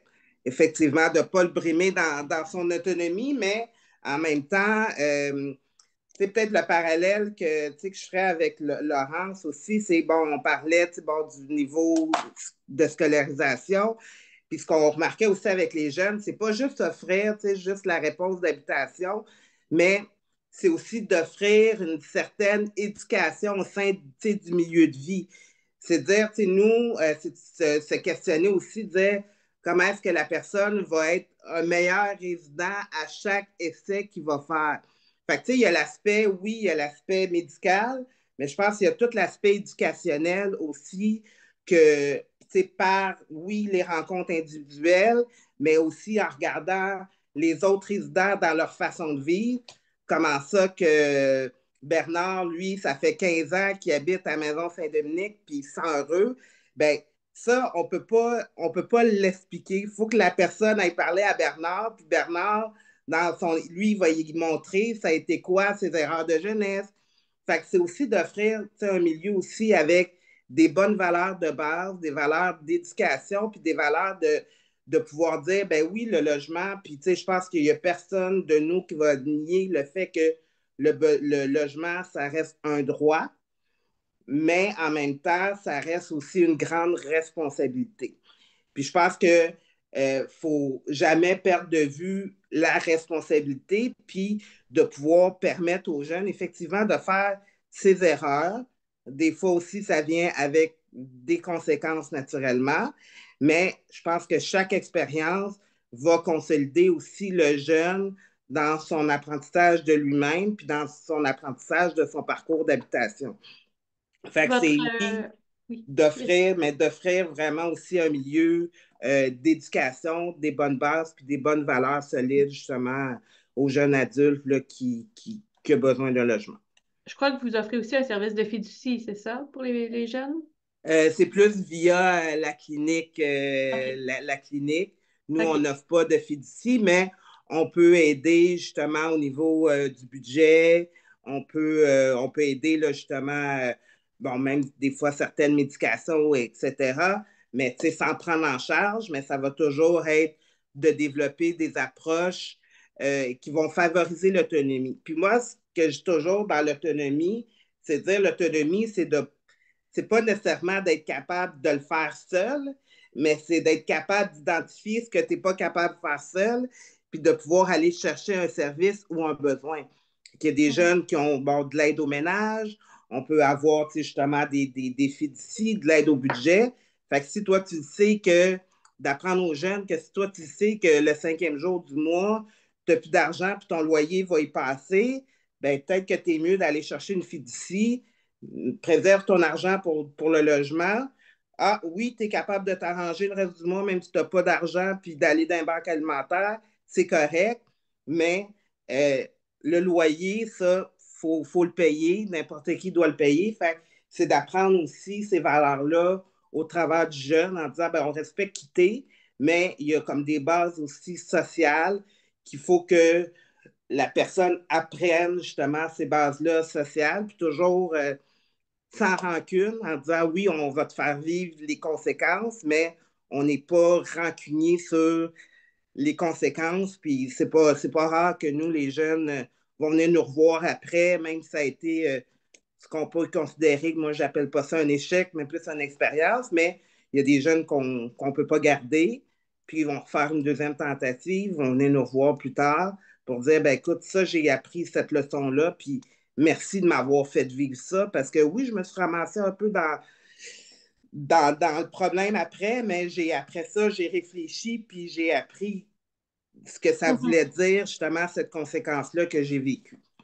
OK, merci. Julie Marguerite, puis après ça, on va passer à la prochaine question. Oui, c'était pour renchérir sur la Oui. fiducie, Oui. vraiment, dans le sens que, bon, je dirais c'est volontaire toujours, hein, ce service-là, il n'y a pas de coercition, puis ça peut être adaptable, là, la personne décide de déchirer la feuille, puis c'est fini. Mais je dirais que par expérience, la plupart des jeunes étaient volontaires, ne serait-ce que, pour exemple, simplifier la vie, envoyer un chèque de loyer, au pire, tu prends le reste, pas de problème, tu sais. Puis c'est ça, le niveau d'encadrement varie selon qu'est-ce que la personne veut. Mais en même temps, c'est un bon levier aussi. Bon, je parle pour un chèque d'aide sociale quand tu es pauvre. Moi, j'en prendrais une fiducie comme ça. Je veux dire, juste pour comme pas tout flober le premier du mois. Moi, j'en prendrais une. Parce que vraiment, c'est difficile quand tu es dans la privation sans cesse, là. Donc, ne serait-ce que garder, parce que souvent, tu sais, oups, un essai, on flobe tout, mais je regrette vraiment tout le reste du mois quand j'ai pas. Fait que de ce côté-là, tu sais, il y a souvent un volontariat, mais l'enjeu, quand je parlais ben, c'est pas n'importe quel organisme qui peut le faire, dans le sens ça prend un statut, tu sais, c'est une fiducie. Donc, le milieu hospitalier permettait ça, mais tu sais, ça se crée pas de même. Sinon, ce qui peut être fait, c'est du soutien au budget, vraiment, tu sais, au niveau de l'encadrement plus volontaire encore, mais avec un niveau moins, on envoie le chèque. Fait que Mhm. déjà ça peut aider aussi, là, vraiment. Là, mais la plupart des jeunes étaient volontaires pour ça, juste pour assurer la stabilité. Mhm. Tu sais, dans un sens, ce que j'entends aussi, c'est qu'il y a des apprentissages, des choses que vous aidez les jeunes à faire, que vous venez en soutien ou vous donnez des alliés ou vous faites l'enseignement à la place, peut-être des proches quand le jeune est moins réceptif, peut-être à ce que ses proches veulent faire pour aider. En fait, ça m'amène à la prochaine question. J'aimerais ça qu'on discute de l'apport des proches ou des parents aidants famille. Euh, donc, en fait, tu sais, c'était quoi? On a un peu effleuré le sujet, Laurence, tu sais, que c'est un facteur de protection. Est-ce que tu veux nous dire autre chose à ce sujet-là? Puis j'aimerais ça aussi qu'on entende, tu sais, de la part des deux autres, comment est-ce qu'on implique les proches pour faciliter ça? Oui, ben, je pense qu'une chose que j'ajouterais, c'est que dans toute la notion de stabilité en logement ou précarité résidentielle, tu sais, souvent, ce qu'on voit, c'est que quand en tout cas en recherche beaucoup, puis je pense aussi dans la société en général, on dit, ben, tu sais, on va consacrer des ressources aux gens qui sont dans la rue, qui sont en refuge, qui sont en maison d'hébergement, et moins à des situations où, ben, ça a l'air OK. Le jeune ou même le moins jeune va vivre avec ses proches, puis tu sais, il y a un toit sur la tête, il semble pas à risque que ça se dégrade là, de façon imminente. Mais pour moi, il y a quand même beaucoup de jeunes qui nous parlaient dans les entrevues où cette cohabitation-là ben, était difficile, parfois vivaient avec un proche qui se sentait démuni ou peu outillé. Et puis, tu sais, dans une notion de prévention justement de l'itinérance ou de la désaffiliation, euh, je pense que les ressources pour les proches peuvent aussi intégrer cette notion-là, mais qu'est-ce qu'on peut faire pour soutenir les proches pour que le jeune puisse rester? Puis c'est pas pour dire qu'une personne avec un trouble mental doit rester avec ses proches toute sa vie, évidemment. Mais on sait aussi que dans la société en général, tu sais, si on regarde les grandes tendances démographiques, ben, les jeunes restent de plus en plus longtemps dans leur famille d'origine, dans la maison familiale. Puis des fois, on a des jeunes qui disent, ben, tu sais, là, moi, il faut que je me trouve un autre hébergement parce que ça ne marche pas, mais toutes mes amies sont encore chez leurs parents. C'est pas, tu sais, c'est pas, on est moins quasiment dans un cadre normatif où il y a une transition vers le logement autonome qui, dans des générations précédentes, se faisait à 17, 18, 20 ans. On n'est plus là en termes populationnels. Donc, peut-être deux Mhm. points que j'amènerais, c'est qu'est-ce qu'on fait pour soutenir les proches dans une lunette de prévention de l'itinérance ou de la désaffiliation, puis aussi d'aussi de mettre ça dans un cadre plus global où les jeunes, de façon générale, quittent la maison à des âges de plus en plus avancés. Donc, en fait, il y a aussi un manque de reconnaissance, comme dans plusieurs volets de l'approche aidance. Donc, il y a un problème du réseau, peut-être, de reconnaître c'est quoi la réalité des proches aidants, puis leurs besoins, en fait, là, pour éviter cette perte de connexion, puis cet épuisement-là qui amène à une précarité résidentielle. Julie Marguerite? Ben, par rapport aux proches, tu sais, ce que je remarque, c'est que des fois, surtout bon, les jeunes désaffiliés, d'emblée, tu sais, en parler dès le début. Même s'ils sont pas prêts, des fois, c'est je veux attendre de faire mes preuves ou je veux tu sais, attendre d'avoir une stabilité. Donc, et après, puis ils le disent dès le début, mais le fait qu'on considère puis que les proches soient toujours ravivés un peu, ils restent dans le portrait, c'est OK, puis tu sais, dans le fond, c'est pas quelque chose que, soit parce que le jeune veut pas les contacter, tout ça, qu'on n'en parle pas, qu'on parle pas du passé, Mm. qu'on parle pas de c'est quoi les leviers, comment ça se passerait les rencontres, la reprise de contact. Des fois, ça peut prendre même un an, tu sais, le temps de retrouver une certaine stabilité avant que le jeune se sente prêt parce qu'il ne veut pas décevoir ses proches. D'habitude, il les a déçus, il a essayé. Il y a beaucoup de choses, des fois, qui peuvent avoir été essayées sans le suivi en santé mentale. Donc, certains jeunes gardent une réserve avant de renouer, justement pour en arriver avec des bonnes nouvelles un peu, tu sais. Puis, Mm. fait que de ce côté-là, moi, je pense que dès le début du suivi, ben, la plupart des proches veulent renouer dès le début, là, mais dans le cas où c'est après, ben, il faut que ça reste présent dans la tête parce que c'est un levier vraiment important. En fait, ça les habite, cette relation-là, pour la grande majorité, là, avec leurs proches, puis le désir de renouer. C'est juste qu'il faut les aider un peu à se sentir près de ce côté-là. dans le côté où ils sont déjà présents, c'est des alliés hors pair. Il faut prendre le temps aussi de les outiller parce que la fin de semaine ou quand l'équipe ne sera pas là, ben, c'est eux. Puis ça change comme beaucoup, beaucoup, mais je pense que des fois, on n'a peut-être pas le réflexe de toujours ramener ou garder ça présent, ce levier-là, de renouer, de se réaffilier avec ses proches. Puis il y a toujours une personne, un frère ou un soeur. Des fois, on sait que ça pogne au cœur la personne. Là, donc, on y va avec ça. Ça a pas besoin d'une rencontre avec toute la famille, mais il y en a une ou deux personnes que vraiment. Donc, de ce côté-là, que ça reste présent en levier.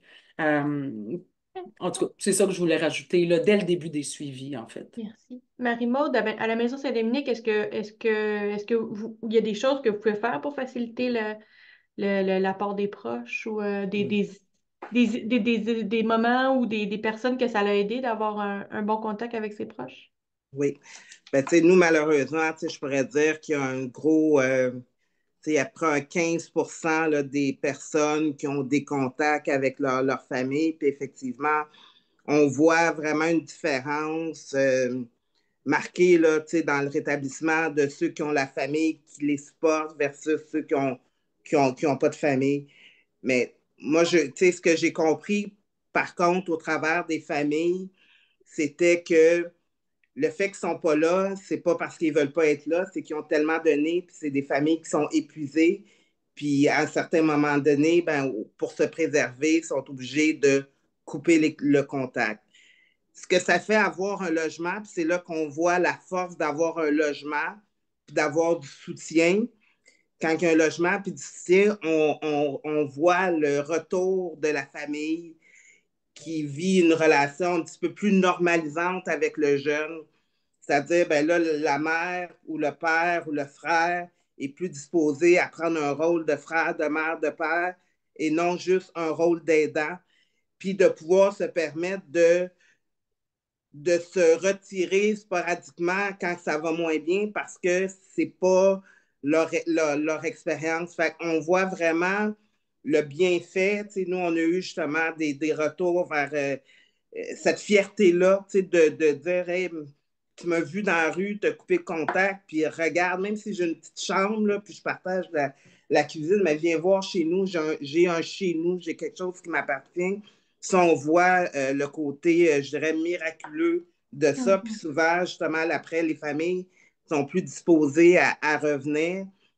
Mais tu sais, un peu l'aide aux proches, ben, je pense que c'est essentiel parce que de pouvoir redonner le rôle aux parents, je pense que c'est vraiment essentiel. Puis après ça, quand le parent revient, ben, on voit que tout le côté de la gratification personnelle chez le jeune, là, qui a le goût d'être plus un peu comme papa, maman, frère et sœur, puis de se stabiliser au niveau de cette stabilité résidentielle puis émotionnelle. On voit vraiment le constat. Fait que oui, quand ils sont là, on essaye de travailler davantage justement avec les familles. On a moins d'expérience, comme je disais, ben, parce que les familles ne sont pas là, mais on se rend compte vraiment que quand ils sont là, il ne faut pas les lâcher, il faut les encourager à revenir vers le jeune. Mhm. pour, euh, pour maintenir les liens avec la famille ou pour favoriser la reprise du contact avec les familles, on se rend compte de plus en plus que les pères aidants en famille peuvent vraiment aider. Il y a un projet qui est d'intégrer des pères aidants en famille dans toutes les cliniques de premier épisode psychotique. Ça s'appelle le projet Père PEP. Julie Marguerite, est-ce que tu veux nous en parler? Puis si les autres ont quelque chose à ajouter aussi. Oui, donc c'est quand même une bonne nouvelle. Il y a 33 cliniques au Québec, puis c'est sûr que de ce côté-là, ça devient vraiment une recommandation aussi du ministère là, d'intégrer des pères, à la fois des pères aidants, à la fois des pères aidants famille, parce que l'implication des proches est une composante essentielle qui caractérise le PEP aussi, là, donc un must. Fait que c'est sûr qu'au niveau de la père aidance famille, en ce moment, nous, on commence avec un projet pilote sur 11 cliniques. Donc, et là, il y a, bon, pour l'instant, il y a déjà des parents aidants de famille qui ont intégré. Ça peut vraiment beaucoup aider dans le sens que, de manière très complémentaire à ce qui se fait, exemple, auprès du jeune. Parce que cet aspect-là, exemple, en tant qu'équipe qui soutient, en fait, je dirais, on est en crise des fois avec le jeune, donc on aide le jeune, mais les parents ont énormément besoin d'avoir une forme de ventilation, de se faire expliquer, surtout au début parce que ça peut être vraiment très ébranlant. Donc, au niveau de la père aidance famille, moi, dans mon ancienne vie d'intervenante, ben, il n'y en avait pas. Donc, c'est moi qui essayais d'assurer un peu ce soutien-là. Oui, on fait des rencontres, mais sincèrement, comme tu es en train d'essayer de gérer la crise, mais tu aimerais donc pouvoir aussi rassurer, parler aux proches, mais en même temps, tu ne peux pas avoir deux téléphones et deux bouches qui parlent, puis tout se passe au même moment. Donc, puis d'ailleurs, bon, on n'a pas le même vécu en tant qu'intervenant, là. Donc, de ce côté-là, il y a vraiment un effet rassurant dans un moment de crise où le père aidant famille joue un rôle quand on parle d'une crise avec des symptômes de psychose, tout ça, où est-ce qu'on reconnaît moins notre jeune, eh bien, le fait d'avoir un père aidant famille, une père aidante famille qui peut transmettre cet espoir-là que oui, bon, c'est une crise, mais que ça s'améliore, peut vraiment aider. Puis de ce côté-là, bon, c'est ça, on vise les 33 cliniques père aidance famille, mais pour l'instant, on commence vraiment sur un projet de 3 ans où il va y avoir bon, des pères aidants famille bon, ça ne sera pas les 11 cliniques parce qu'au début, bon, c'est un choix que les cliniques font avec le financement qu'on a. Mais en même temps, je vous dirais pour l'instant, bon, 5 pères aidants famille, mais c'est un projet pilote de 3 ans, puis sur bon, 10 ans, je vous dirais, nous, ce qu'on vise, c'est des pères aidants famille dans les 33 cliniques pour justement aider selon les besoins, les proches à différents moments du suivi. Là. Donc, il y a 3 ans, ce n'est pas tous les proches que c'est en début de suivi, mais en même temps, anytime, selon les besoins, les pères aidants famille peuvent. Puis, avec le projet de recherche perpète, ce qu'on va faire, c'est un peu documenter euh, comment ça se passe, cette intégration-là dans les cliniques avec les pères aidants famille. Donc, est-ce qu'il y a des embûches, puis que ce soit structurel, administratif et clinique, au niveau aussi, bon, de la communication avec les membres de l'équipe. Fait qu'on va documenter ça, on laisse un peu aller naturellement, là, bon, l'embauche et les choix, les stratégies de tous, mais on va regarder un peu cette intégration-là. On ne veut pas nécessairement mesurer les retombées. Ce n'est pas le but. Par contre, on va indirectement, via le système apprenant rapide dans lequel le projet s'insère, regarder aussi, on va un peu questionner les proches sur leur perception des services. Est-ce qu'ils se sont sentis impliqués? Est-ce qu'ils se sont sentis écoutés, etc. Là, donc, dans les cliniques qui auront intégré des pères aidants famille. Donc, c'est sûr qu'au niveau du nombre, on ne commence pas avec un nombre faramineux comme 1000 cliniques, là, donc on ne dira pas de généralisation, mais en même temps, il va y avoir un volet qualitatif qui va vraiment nous permettre un peu, et quantitatif, d'évaluer un peu comment ça se passe pour les parents en famille, tous les autres acteurs impliqués autour. Au niveau vraiment du processus, tout ça sur les 2 ans et demi. Donc, on va essayer de produire des résultats. Ben, on va en produire pour documenter un peu ça, cette évolution-là de l'intégration. Comment ça se passe au niveau du soutien aussi à l'intervention, etc. Est-ce que les parents aidants se sentent soutenus? Est-ce qu'ils se sentent intégrés aussi? Comment ça marche la collaboration avec tous les autres acteurs? Donc, vraiment, on se donne 2 ans et demi pour documenter ça, tant pour la parent aidante que la parent aidance famille. Et ensuite, on passera à une deuxième phase. Mhm. Donc, et une troisième. Puis là, les parents aidants familles vont être dans toutes les cliniques. C'est ça, notre but, dans le OK, fond. parfait. Puis que ces pères aidantes et pères aidants, famille, puissent vraiment favoriser les liens entre l'équipe traitante, les proches et puis les Et le personnes qui pont sont pour les organismes qui existent aussi dans la absolument. communauté et les transferts post-suivis aussi. Là. Donc, ce lien-là qui Oui, peut, dans les moments clés, délicats, vraiment être très aidant pour les proches. Puis, on parle de rémunération aussi. Là, c'est pour ça que je me dis, bon, deuxième phase, troisième phase, parce que ben, il y a cet aspect-là aussi que c'est un emploi rémunéré aussi. Là, donc, souligner, reconnaître, reconnaissance. etc. Là. Donc, c'est un enjeu quand même à considérer aussi là, de ce côté-là. Parfait, merci. On a une question dans le chat, mais on n'est pas tout à fait rendu à la période des questions, mais on va essayer de s'y rendre rapidement. Mais c'est là où on était rendu, en fait. Donc, on parlait des bonnes pratiques en accompagnement. Donc, ce que j'en ai compris, c'est pour qu'on vive des succès, il faut qu'il y ait une étroite collaboration entre les équipes, les proches, le réseau communautaire, les services d'hébergement, puis que ces services-là soient en complémentarité. Donc, Donc, en fait, c'est quoi les enjeux pour favoriser cette autonomie-là, ce suivi-là? Donc, est-ce que vous voyez des choses qui pourraient, peut-être qu'on pourrait y aller dans ce qui est facilitant plutôt que dans ce qui est les défis, là, pour l'instant?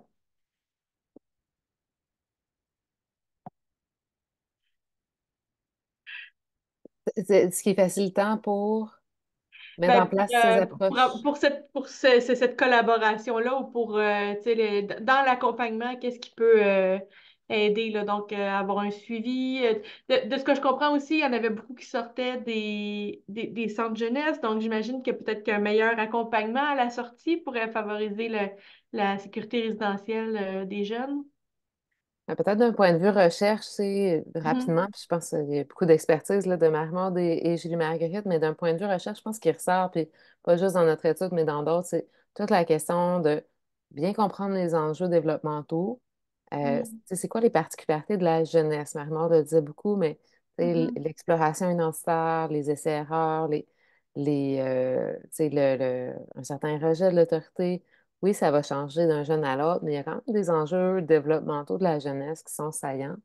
Puis, des fois, ce qu'on voit, c'est que les gens ne sont pas nécessairement sur la même longueur d'onde dans, tu sais, la compréhension et la prise en compte de ces enjeux développementaux-là. Donc, il peut y avoir des perspectives différentes de, ben, tu sais, OK, non, il faut autonomiser, il faut responsabiliser. Ah, mais non, mais une autre personne va dire, ouais, ouais, mais attends, tu sais, il y a des acquis qui n'ont pas été faits. Est-ce qu'on peut Mhm. continuer à travailler avec le jeune, puis continuer à travailler avec le jeune, même s'il ne fait pas qu'est-ce qu'on veut, tu sais? Tu sais, même si, Ouais, ouais, oui, il y ouais. a des essais-erreurs. Puis je pense que d'être capable d'être transparent puis de parler, de se mettre un peu sur cette même longueur d'onde puis de dire, OK, mais comment est-ce qu'on voit la prise en compte des enjeux développementaux? En tout cas, moi, je trouve que quelque chose qui ressort de la recherche, c'est cet élément-là. Donc, ajuster les services, mais aussi les objectifs du jeune en ne mettant pas tout sur le dos du trouble de santé mentale, mais en se rappelant que le jeune est un Oui. jeune aussi, là. Oui, puis de développer une vision commune de ce que ça peut être, de ce que ça peut être Mhm. des enjeux développementaux propres à la jeunesse, qui ne s'arrêtent pas à 18 ans. On a l'approche par les forces aussi, peut-être, qui est quand même positive pour aider le jeune dans son autonomie, dans son... Oui, Julie? Ben, ça marche mieux l'approche par les forces. Ne serait-ce que, des fois, les jeunes, on leur demande, puis c'est difficile de les nommer, mais en même temps, tu sais, c'est normal aussi, relié à la jeunesse, il y a tout cet aspect-là de la découverte de soi qu'il faut Oui. souligner, tu sais. Ben, tu savais pas que tu avais cette force-là, mais moi, je l'observe, tu sais, puis ça, c'est par l'accompagnement, des fois, donc, tu sais, puis ils peuvent en nommer, là, de leur force, mais en même temps, c'est bon d'accompagner cette découverte de soi-là, là. Je veux dire, même à notre âge, des fois, ça peut être difficile de nommer nos forces. Ça pomme beaucoup plus de commencer par les forces puis de les faire ressortir dans la conscience du jeune pour ensuite aller voir c'est quoi qui marche un peu moins, là.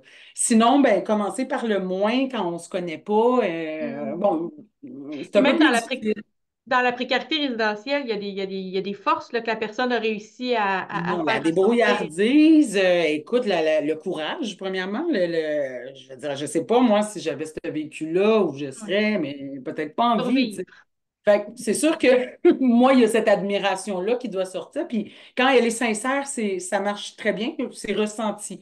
C'est des gens, bon, les jeunes peuvent être sensibles, ils sentent l'authenticité aussi. Mhm. Mais quand on parlait aussi de la collaboration, tu sais, plus tu as d'acteurs, bon, plus tu as la vision du stade développemental, tu sais, bon, il y a plein de sphères de la vie qui sont en train de se développer, de se préparer pour le futur. Donc, puis plus sont actives dans la vie du jeune, le plus ça implique une collaboration de plein d'acteurs, le plus il y a des risques qu'on soit justement un petit peu moins sur la même longueur d'onde, justement, sur quoi faire. Donc, il faut prendre le temps de se mettre sur la même longueur d'onde. Puis des fois, ça peut, bon, ça se fait par l'action, ça se fait par l'apprentissage quand OCO intervient.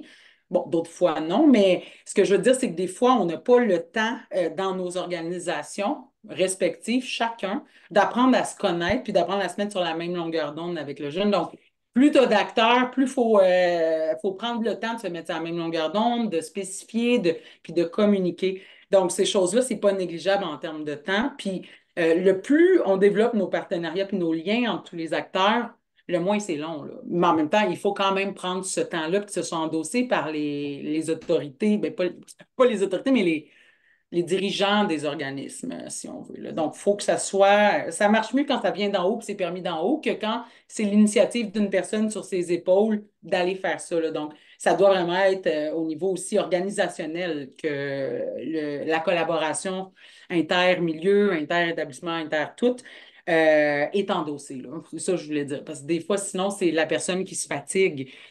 Puis quand elle part, ben, ça prend un peu le bord aussi, là. Donc,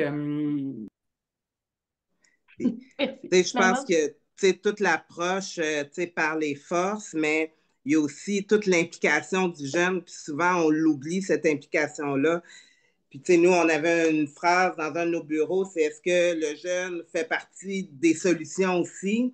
Est-ce qu'il Mm. est impliqué dans son problème?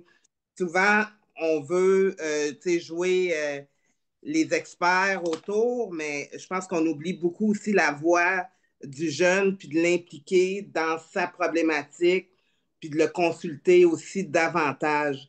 Puis ça, en tout cas, moi, ça, je tiens, puis c'est là qu'on a, je pense, toujours les meilleurs succès. Des fois, le jeune, tu sais, moi, je peux penser qu'il est bien dans un 1,5, puis nous, il y a des jeunes qui décident de retourner à la maison du père, puis c'est correct, il faut respecter ce choix-là aussi. Puis ça ne veut pas dire qu'il ne va pas avoir un parcours aussi gratifiant qu'une autre personne. Donc, puis en même temps, bon, on parle des logements. Je pense que moi, le modèle Saint-Dominique, je le défends, mais je ne voudrais pas qu'il y ait que des maisons Saint-Dominique dans tout le Québec parce que ça serait de passer aussi à côté de plusieurs autres types d'habitations qui peuvent répondre justement aux besoins des jeunes. Mais puis c'est sûr qu'en même temps aussi, il faut offrir cette flexibilité-là, la diversité, mais aussi la flexibilité. Qu'un Mhm. jeune reste 6 mois chez toi, oui, là, on est pris des fois dans des beaux, puis dans des engagements. Puis là, d'un coup, OK, la personne se fait un chum, une blonde, un nouvel ami. Ben, il faut qu'il y ait cette opportunité-là de pouvoir bouger, de pouvoir être flexible, puis toi, de pouvoir amener tes services aussi à lui. Puis je pense que ça a été la réponse, justement, du projet de collaboration entre Maison Saint-Dominique puis la clinique JAB. C'est toute cette flexibilité-là qu'on met autour, puis l'implication aussi du jeune dans la réponse de ses solutions, là, dans son besoin d'habitation, puis dans son besoin personnel. Mhm. Merci. On a, tu sais, donc ce que je comprends, c'est que ça prend une diversité d'approches puis de solutions pour, surtout vu l'augmentation de l'itinérance, là. Donc, en fait, il faut plus d'options qui répondent à différents besoins qu'on a peut-être moins vus. Donc, comme la Maison Saint-Dominique me mentionnait, donc, tu sais, même pour les jeunes parents ou pour, tu sais, ça, c'est les couples, les jeunes parents. Donc, est-ce que ça existe en ce moment ou est-ce que ça devrait exister? Est-ce qu'on a le financement pour ça? Parce que ça aussi, c'est une des clés de la solution, là, c'est d'avoir peut-être plus de financement pour la suite. Oui, effectivement. Malheureusement, le financement, là, bon, on est dans la crise du logement, mais effectivement, de pouvoir développer différents types d'initiatives. Nous, depuis 6 mois, on a des logements destinés pour une personne ayant un problème de santé mentale, plus avec un enfant, parce qu'encore là, des fois, on prend toujours la personne comme étant une personne seule qui va rester seule toute sa vie, mais on oublie que la personne va grandir aussi, puis peut-être avoir des enfants, puis ça se peut que, bon, des fois, ça se peut que on n'est pas toujours stable, puis c'est pas toujours linéaire. Donc, de pouvoir permettre aussi ces différents types d'habitation, que ce soit pour personnes seules, pour famille. Là, on n'a pas développé tout l'aspect de la colocation. Là, je comprends qu'il y a des gros enjeux liés à qui appartient le bail et qui a la responsabilité, mais il faut, je pense, davantage se pousser à aller vers des modèles, oui, qui ne sont pas traditionnels, mais qui vont vraiment répondre davantage là, à cette évolution-là du jeune. Puis en toujours pensant, ben là, on le définit 18-35 ans. Puis, tu sais, il y a une période après, tu sais, après, une personne, ça peut être à 35, à 40, à 45 ans, mais que après ça, la personne va vouloir peut-être se stabiliser vers un logement là, plus social, plus communautaire. Puis, tu sais, nous, Mhm. on le voit justement chez nos jeunes, Exemple, si on prend là, en 2021-2022, les jeunes, le 77% des jeunes avaient quitté là, justement soit en logement stable, mais un logement stable, ça peut être un retour vers, tu as toujours habité chez ta famille, tu vas retourner chez ta famille parce que tu es plus stable, euh, vers un logement supervisé, une colocation, vers d'autres projets à Maison Saint-Dominique, où bon, on a quand même un 23% là, qui ont eu un retour vers l'hospitalisation ou à l'itinérance, mais en même temps, euh, nous, on voit justement des jeunes qui retournent en itinérance, mais qui nous reviennent 2 ans plus tard avec toute cette expérience-là aussi euh, qu'ils ont eue là, dans leur instabilité. Donc, d'offrir vraiment une diversité et une flexibilité. Laurence? Peut-être je compléterais, tu sais, rapidement en disant, ben, j'adore totalement l'idée d'une diversité de modèles, tu sais, puis ça prend une diversité de modèles. Puis, tu sais, ce qu'on sait, c'est qu'il y a une augmentation très importante de l'itinérance au Québec dans les dernières années. Il y a eu un dénombrement, il y a d'autres indicateurs, donc ça a été très médiatisé. Puis on sait qu'il y a une part importante de ces personnes-là qui sont en situation d'itinérance parce qu'ils ont été évincés, parce qu'il y a des problèmes de revenus. Puis des fois, on a tendance à dire, ben, il y a des gens avec un problème de santé mentale qui sont, tu sais, qui ils peuvent avoir des problèmes de logement, des besoins de soutien en logement, d'hébergement. Puis il y a des personnes qui perdent leur logement à cause des évictions, mais c'est une division qui est un peu artificielle parce qu'on sait que, il y a un lien entre la situation socio-économique des personnes puis un trouble mental, surtout un trouble mental grave. Et ça, il faut en tenir compte. Puis c'est clair une partie de la solution, c'est le logement social régulier tu sais, qui peut être accessible pour des personnes qui ont des problèmes de santé mentale. Et là, tu parles de financement, Tania, mais c'est sûr que, tu sais, on fait vraiment mauvaise figure là, à l'échelle internationale en termes de pourcentage de notre marché locatif. Tu sais, au Mhm. Québec, on est à environ 4 de notre parc locatif qui est du logement social et communautaire. Au Canada, 3,5. On a des pays où c'est un logement sur 5. C'est 20 des logements qui sont du logement social, comme l'Autriche, la Suède. Il y a plusieurs pays européens et on s'entend qu'il y a un lien direct avec la prévalence de l'itinérance dans leur société. Ça ne veut pas dire que c'est parfait, mais on est vraiment très, très loin du compte. Donc, tu sais, je trouve que dans l'ensemble des solutions, ce qui n'exclut pas de l'hébergement qui est adapté, évidemment, là, pour les besoins plus intensifs, mais étant donné, on ne peut pas l'enlever de l'équation, à mon sens. Mhm. Puis même les programmes de financement, on manque de flexibilité. Encore, là, on parlait de flexibilité. Donc, pour mettre en place des solutions différentes, c'est difficile pour le communautaire, c'est ça, de créer des solutions puis de les financer, selon... Tout à fait. Tu sais, nous, on avait tu sais, un exemple qui était simple, c'est on avait une subvention, un PSL. Le PSL était 3 ans, mais PSL, si c'est Programme de soutien au logement, ouais, au programme de foyer. soutien au logement, Oui. mais si la personne quittait avant son 3 ans, pouvait être rayée de la liste pendant 2 ans. Mais tu sais, nous, on n'applique même plus sur ces programmes-là parce que on sait qu'un jeune, tu sais, dire, ben là, toi, tu vas être là 3. Tu sais, il ne sait pas ce qu'il va manger. Souvent, on ne sait pas ce qu'on va manger demain matin. Là, puis là, tu vas dire à la personne, tu vas-tu être capable d'être là 3 ans? Sinon, ben, tu vas peut-être être pénalisé pendant 2 années si tu quittes avant.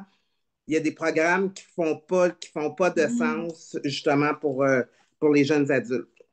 Oui. Ça, je pense qu'il faut les respecter davantage là, comme je dis, puis c'est pas propre, puis encore là, moi, je vais réitérer que c'est pas propre à la santé mentale, puis oui, tu sais, je pense puis je pense que les chercheurs pourront justement, tu sais, le dire, mais tu sais, il y a ce qui est propre aussi à la vie. Puis, tu sais, de pouvoir, puis on pourrait l'exposer dans un milieu de santé mentale, mais tu sais, une personne qui vit de la violence chez elle, puis si elle n'a pas de moyen de se sortir de son milieu, ben ça reste problématique. Fait que c'est là que, quand on parle de la crise du logement à ce niveau-là, comment c'est grave que tu l'exportes en santé mentale dans toutes les autres problématiques sociales, ben je pense que c'est là qu'on réalise comment c'est grave de ne pas pouvoir te sortir d'une situation. Tu as un chum, blonde, tu habites en coloc, ça va pas.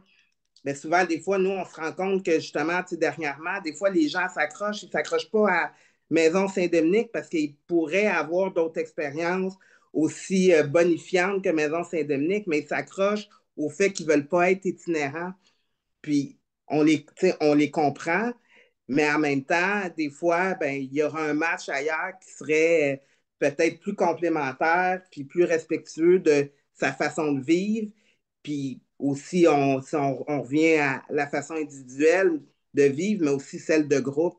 Puis des fois, justement, là, on va les catégoriser comme mauvais locataires, mais il est juste comme encore là, je dis, si ton pantalon ne fait pas, sais-tu que t'es trop gros? Non, ça veut peut-être juste dire que tu as besoin d'une taille au-dessus. Fait que c'est là qu'il faut comprendre justement ces problématiques-là. Là. Merci. On va passer à la période de questions. Je vais aussi inviter notre directeur général à rouvrir sa caméra s'il le souhaite. Donc, voilà. Il nous reste une quinzaine de minutes pour la période de questions, donc on va essayer d'enchaîner assez rapidement. Julie Marguerite, je vois que tu as mis ma Bible de travail social. Donc, ce que tu utilisais beaucoup, c'est le bottin de ressources de l'organisme Diogène, qui est spécialisé en itinérance et troubles de santé mentale et judiciarisation ou toxicomanie. Oui, ben c'est que je voyais qu'il y avait des questions sur le logement, tout ça, tu sais, puis ben c'est une angoisse qu'on avait comme travailleuse sociale aussi, je veux dire, mais dans le sens que on utilisait beaucoup cette ressource-là, puis maintenant ils la font sur Internet, c'est pour ça que je dis c'est le bottin de ressources Diogène, donc est-ce que c'est l'exhaustivité? Possiblement pas, mais il y a quand même beaucoup de ressources pour les jeunes en situation, ben, les personnes en situation de précarité, je dirais, là-dedans, là, donc je voulais Je le partager ça. partage. Oui, je le partage à tout le monde parce qu'il avait été partagé à moi seulement de ce que je vois. Ah oui, ben c'est ça. Moi, je partage pas C'est à pas tout le trop monde. long. Désolée. Donc, en fait, il y a plusieurs questions, en fait, qui ont rapport avec l'accessibilité à des logements stables, à coût abordable, puis qui offrent un soutien psychosocial. Donc, est-ce que vous voudriez expliquer le mécanisme d'accès au logement? Oui. Ben, je ne sais pas juste le mettre à Maison Saint-Dominique, le médecin en général. Souvent, bon, pour avoir un logement subventionné, dans le fond, la personne doit fournir là, tous ses papiers d'impôts, son avis de cotisation, etc., de pouvoir que ce soit à Maison Saint-Dominique sur des listes de l'Office municipal d'habitation, où, tu sais, bon, chaque organisme propre a leur propre mécanisme. Mais nous, exemple, Maison Saint-Dominique, c'est la personne, bon, voit si la ressource y convient. Elle peut faire une demande via Maison Saint-Dominique en appelant. Puis après ça, nous, on la rencontre là, pour une entrevue, à savoir est-ce qu'on peut répondre à tes besoins en termes d'habitation, mais en termes de psychosocial. Puis, dans le fond, mais la personne est mise sur une liste d'attente là, le temps qu'il y ait un logement qui se libère. Malheureusement, je pense qu'il y a beaucoup d'attentes au niveau des logements sociaux, mais c'est de pouvoir justement soit d'appeler là, justement l'organisation ou il y a la FOM, il y a l'Office municipal d'habitation qui offre aussi du logement là, subventionné. Euh, Là, on parle des logements sociaux, c'est ça, logements Oui, abordables? exactement. Quand c'est du soutien, quand c'est du logement avec suivi à temps plein, donc 24 heures sur 24, quoi que ce soit, c'est le mécanisme d'accès régional à Exact, l'hébergement, c'est ça? tout à fait. Et- Puis, il y a aussi, ben, c'est sûr que nous, si on parle du projet là, de collaboration avec la clinique JAP, ben, c'est sûr qu'il faut que tu ailles un suivi là, avec la clinique JAP là, du CHUM spécifiquement. Mhm. OK. Donc, ce que je comprends, le mécanisme d'accès régional à l'hébergement, en fait, c'est que c'est le CIUS de votre région qui s'occupe de prendre les demandes et de les redistribuer dans le bassin d'organismes qui fait ça. Puis c'est à l'équipe traitante, en fait, au service en santé mentale qu'il faut voir donc pour présenter une demande d'hébergement. C'est bien ça? Exactement. Parfait. Ou Donc, pour remplir un formulaire de 8 heures avec un gros délai. Non, mais je veux pas, mais dans le sens que des fois, il y a des ressources spécialisées santé mentale dans le communautaire, mais quand on y va vraiment dans le réseau de la santé, c'est comme un mécanisme de tri. qui priorise selon la situation. Donc, hospitalisation en premier, itinérance en deuxième et ensuite. Donc, tout ça est un peu trié, classifié. Et ensuite de ça, ça donne accès à des ressources vraiment spécialisées, là. On s'entend santé mentale du réseau. Des fois, il y a des appartements supervisés 24/7. D'autres fois, il y a des foyers de groupe spécialisés. Puis d'autres fois, il y a des appartements supervisés, encadrant, mais pas 24/7, donc un niveau d'autonomie plus grand. Je dirais plusieurs essais sont faits avant d'avoir accès et très rares sont les ressources qu'on peut accéder autrement que par ce Mhm. mécanisme-là, via l'équipe traitante qui a la responsabilité de faire la demande, si on veut, là, puis d'assurer le suivi auprès de la personne, dans le fond. Donc, on a répondu à la question s'il y avait un répertoire d'hébergement stable à coût abordable pour la clientèle. Donc, ce serait le bottin des ressources de Diogène. Parfait. Connaissez-vous des organismes en santé mentale du type OBNL qui peuvent nous aider à nous placer en logement social? Donc, ça dépend encore là de l'équipe traitante. C'est ça? C'est l'équipe traitante. C'est que Si vous c'est pas n'avez pas de médecin de spécialisé santé famille. mentale nécessairement. Certains mécanismes sont dans la défense de droit et dans le soutien, la recherche, mais on n'est pas tant dans spécialisé santé mentale, mais on s'entend qu'il y a beaucoup tu sais, comme d'enjeux relatifs à la précarité et la santé mentale, là. Donc, de ce côté-là, tu sais, c'est pas via un réseau de la santé puis une équipe traitante, mais ces organismes-là sont rares en soi, mais il en existe deux, trois à Montréal qui permettent vraiment d'orienter puis de regarder parmi tout ce qui est disponible, qu'est-ce qui est. Puis c'est pas des logements abordables nécessairement, mais on parle sur le marché régulier qui sont pas si chers. C'est un peu ça aussi, là, je veux dire. Fait que, mais, Mhm. On a ouais, ici ben, un parent ou une mère ou un père là, qui demande des ressources pour aider son enfant à trouver du logement abordable. C'est qu'en fait, son enfant est dans un refuge en ce moment. Donc, ben, moi, je peux vous nommer Diogène, qui, si la personne vit avec un trouble de santé mentale et puis qu'elle est en situation d'itinérance et qu'elle a d'autres problématiques comme toxicomanie ou judiciarisation, ils peuvent aider à trouver un logement abordable. Mais est-ce qu'il y en a d'autres des ressources comme ça pour les Mais gens qui peut-être pas en itinérance, là? en gros, tu sais, il y a tout le répertoire là, des organismes communautaires et sociaux, le 2 en un du Grand Montréal aussi, là, peut-être la personne pourrait s'adresser, puis à partir de là, ben, je pense qu'il y a toutes les ressources du Grand Montréal communautaire et social, donc je pense que ça serait une bonne porte d'entrée, là, le 2 en un. Avez-vous une connaissance à l'extérieur de Montréal? Ce serait quoi ça serait le 811 Info Psychosocial? J'imagine, je pense oui, que le Canada 211 c'est élargi à plus à grand ta au région. Québec, en fait. Oui, OK, Ouais.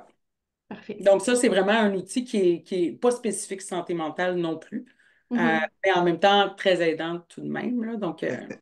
on est un peu morcelé dans nos types de ressources d'hébergement, santé mentale versus réseau communautaire spécialisé, conso. Puis au niveau de la consommation, ben, c'est difficile. C'est un enjeu, je vous dirais.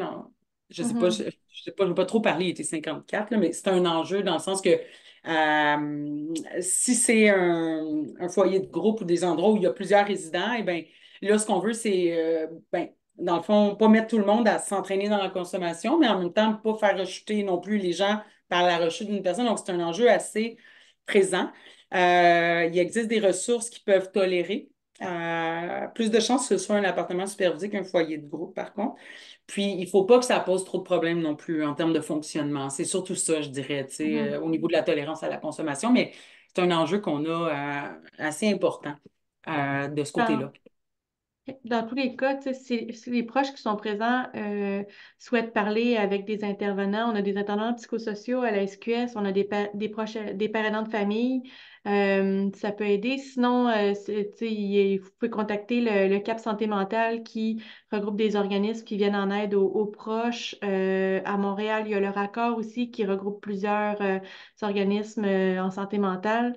Donc, voilà, donc ça peut vous donner certaines ressources pour peut-être au moins avoir une oreille puis quelques conseils, là. Les parents en famille sont passés souvent par des situations semblables aux vôtres, là.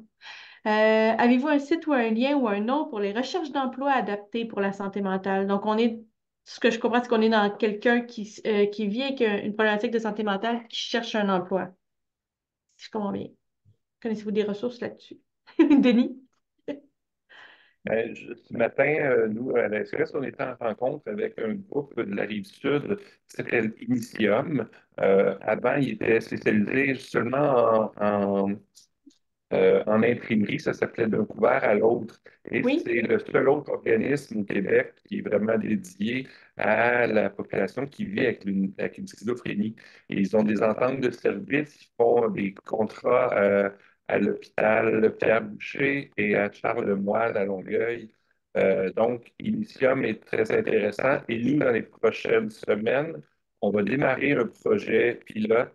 On est juste en train d'essayer d'en faire aussi un projet de recherche visant à faire en sorte que nos pères aidants accompagnent les personnes, les membres de la SOS ou autres. Euh, le pari qu'on prend, c'est de dire que si les gens sont accompagnés par un père aidant, il va y avoir un meilleur taux de persévérance dans leur démarche d'emploi. Puis je dis emploi dans un sens large, que pour nous, ça peut être un retour aux études, ça peut être un bénévolat, ça peut être un projet de pré-employabilité. Donc, on va faire ça pour les 3 prochaines années et on va mobiliser nos parents à la SOS pour ça. Mais actuellement, Initium le fait. Sinon, il y a beaucoup de groupes communautaires. L'Arrimage est spécialisé dans la recherche d'emploi pour les personnes qui vivent avec un enjeu de santé mentale. Il y a l'Accessible Santé mentale travail aussi. Il y en a vraiment plusieurs. Donc, je vous invite peut-être à contacter la personne qui a posé la question. Je vous invite à nous contacter à la SOS et pour vous aider, vous Oui, orienter. nos pères aidants pourront vous aider. Sinon, il y a le ROSEF, ROSEPH, qui regroupe tous les organismes qui font de l'insertion pour les personnes qui vivent avec différentes situations de handicap. Voilà, Le donc collectif d'entreprise aussi, d'insertion sociale. On est moins dans spécifique santé mentale, mais en même temps, c'est pour les personnes qui sont éloignées du marché du travail depuis plusieurs années. C'est mhm, plus pour les plus jeunes, je dirais en bas de 40 ans, là. Mais en même temps, puis ensuite de ça, dans ce collectif-là, il y a un volet aussi, mais là, il faudrait appeler se renseigner, mais il y a un volet adapté santé mentale qui commence plus graduel. OK. Sinon, on y allait beaucoup dans les passes actions pour les prestataires d'aide sociale aussi, Mhm. qui permettent un 20 heures avec un 200 $ par mois. Donc, très, très graduel. Mais c'est ça, on est dans le temps partiel avec une nécessité d'avoir un chèque d'aide sociale, là. Donc, c'est ça l'enjeu, je dirais. Est-ce qu'il y a des ressources d'hébergement qui acceptent une certaine consommation de cannabis ou d'alcool? Oui, Denis? Ben, c'est pas un réseau, mais les gens de l'organisme communautaire L'Anonyme ont acheté une bâtisse sur la rue Sainte-Catherine et elle est autorisée pour toute personne, peu importe si elle fait de la prostitution, si elle a des enjeux de santé mentale, si elle consomme quoi que ce soit. Je pense que c'est le 3529 Sainte-Catherine, mais sur le site de l'Anonyme, on peut le trouver. C'est sûr que permettre que les gens soient en situation de consommation, mais est-ce que c'est pour les gens autonomes ou s'il faut. Je me limite un peu dans ce que je vais dire, et je sais que l'Anonyme a un projet vraiment unique pour les gens sans vérifier s'ils sont en consommation ou quoi que ce soit. Fait que oui, les gens pourraient consommer alcool ou drogue légale ou illégale. Sur le site de l'Anonyme, on peut le trouver. OK, merci. Si la personne a besoin d'un suivi intensif en communauté par le CIUS ou le CLSC pour la prise de médicaments et autres, est-ce qu'il peut aller à la Maison Saint-Dominique? Oui, Oui, absolument. parfait. OK, donc ça, on a répondu. Ça aussi, excusez-moi, je fais le tour un peu. Répertoire d'hébergement. Oui, ça c'est fait aussi. Donc, on vous a donné plusieurs ressources dans le chat si vous avez besoin. On a ici un commentaire. Merci infiniment, très belle présentation. Je vais consulter les ressources que vous avez partagées. Que faire quand la personne qui vit avec un trouble de santé mentale dit non à tout ce que tout ce qui pourrait aider à aller mieux? C'est une grande question. Euh, Peut-être voir avec nos parents de famille à la SQS. Je suis certaine qu'elles ont plein de conseils là-dessus, puis elles pourront répondre avec votre situation à vous. Donc, qu'est-ce que vous vivez en ce moment, puis vous donner des trucs adaptés à ça, parce que là, on va seulement vous donner des questions, des réponses générales qui vous aideront peut-être pas tant que ça. Donc, nos parents aidants de famille sont rejoignables. Puis il y a la ligne parents aidants de famille aussi que vous trouverez sur notre site web pour rejoindre en tout temps des parents aidants famille. Moi, c'est peut-être pour encourager la dame, ce que je pourrais dire, c'est que une personne ne dit pas non à tout indéfiniment. Donc, il y a toujours un espoir. Des fois, il y en a qui disent non pendant 10 ans, 15 ans, puis à un moment donné, c'est oui, puis là, on est avec elle. Fait que c'est Mhm. de patience puis espoir. Tellement inspirant cette question. Tu sais, comme moi, des fois, quand j'avais des noms sans cesse, je disais, mais tout le monde veut quelque chose un moment donné, là. Mhm. Qu'est-ce que tu veux? Bon, et là, il y a une réponse qui vient, ou sinon, ben, si c'est non, ben, c'est plus comme d'explorer c'est pourquoi les non, finalement, en bout de ligne. Tu sais, qu'est-ce qui est derrière ça? Pourquoi il y a un. C'est-tu le découragement? C'est-tu la peur? Tu sais, il y a plein de Un choses qui manque peuvent expliquer. d'espoir, exactement. Exact, c'est ça. Fait que. Mais en même temps, vous avez posé des vraiment bonnes questions, tout le monde, là. Oui. Pinpoint sur les enjeux qu'on peut vivre quand on intervient, là, je veux dire. Dans notre prochain défi schizophrénie, on va parler un petit peu de validation émotionnelle qui peut peut-être donner un petit coup de main dans les échanges que vous avez avec votre proche. On a aussi la formation et la force des familles. Et puis, donc, en fait, allez voir, il faut aussi aller voir nos formations pour les proches. Ça peut vraiment vous aider à sortir de ces difficultés-là où est-ce que vous voyez pas vraiment la lumière au bout du tunnel, là, donc, puis sans vous épuiser aussi.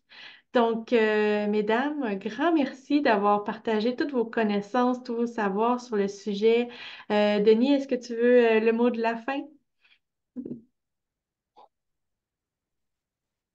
Mais merci sincèrement, merci à toutes de vous être mobilisés pour une soirée comme ça qui a été longue, mais elle a été longue parce qu'il y a eu beaucoup d'intérêt, beaucoup de questions. Je participe à toutes les conférences d'SQS depuis bientôt 2 ans. C'est rare que ça se termine à cette heure-là. Vous avez réussi à intéresser les gens parce que c'est très, ça les touche personnellement et vous avez eu une approche très intersectorielle. Tu sais, c'était pas uniquement Julie là, avec la clinique JAPS. J'ai trouvé ça très intéressant, ce que Laurence a apporté en termes de connaissances aussi. Il y avait de tout. Merci, Marie-Maude. Je dirais au nom de la SQS, merci à Tania d'organiser ça à chaque fois. Encore ce matin, quand je parlais avec les gens de l'Initium, c'est à quel point les connaissances actuelles de la SQS, les connaissances sont très actuelles par les conférences que Tania organise. C'est une source de fierté. C'est facile pour moi d'aller vers des bailleurs de fonds en leur disant, voulez-vous soutenir nos conférences pour qu'on puisse en avoir de plus en plus? On en a presque une dizaine par année et c'est toujours très, très intéressant. Donc, merci de vous être prêté au jeu. Et c'est sans doute pas terminé parce que souvent, dans ces conférences-là, on s'en resserre après, on s'en sert à nouveau pour les journées de schizophrénie, pour tel ou tel colloque ou pour justement le défi schizophrénie. Donc, merci d'avoir pris le temps. Merci à Tania. Merci aux participants et participantes qui sont restés cette tentative. Merci d'avoir fait valoir tout un éventail de savoir. On est vraiment chanceux d'avoir pu vous entendre, puis on voit qu'il y a encore plein de choses à apprendre sur ce que vous faites. Donc, à une prochaine fois peut-être. Je vous souhaite une bonne soirée à tout le monde. Merci Bye beaucoup. bye. Merci Merci, à Tania, vous. pour l'organisation. Merci. Oui. Bonne soirée.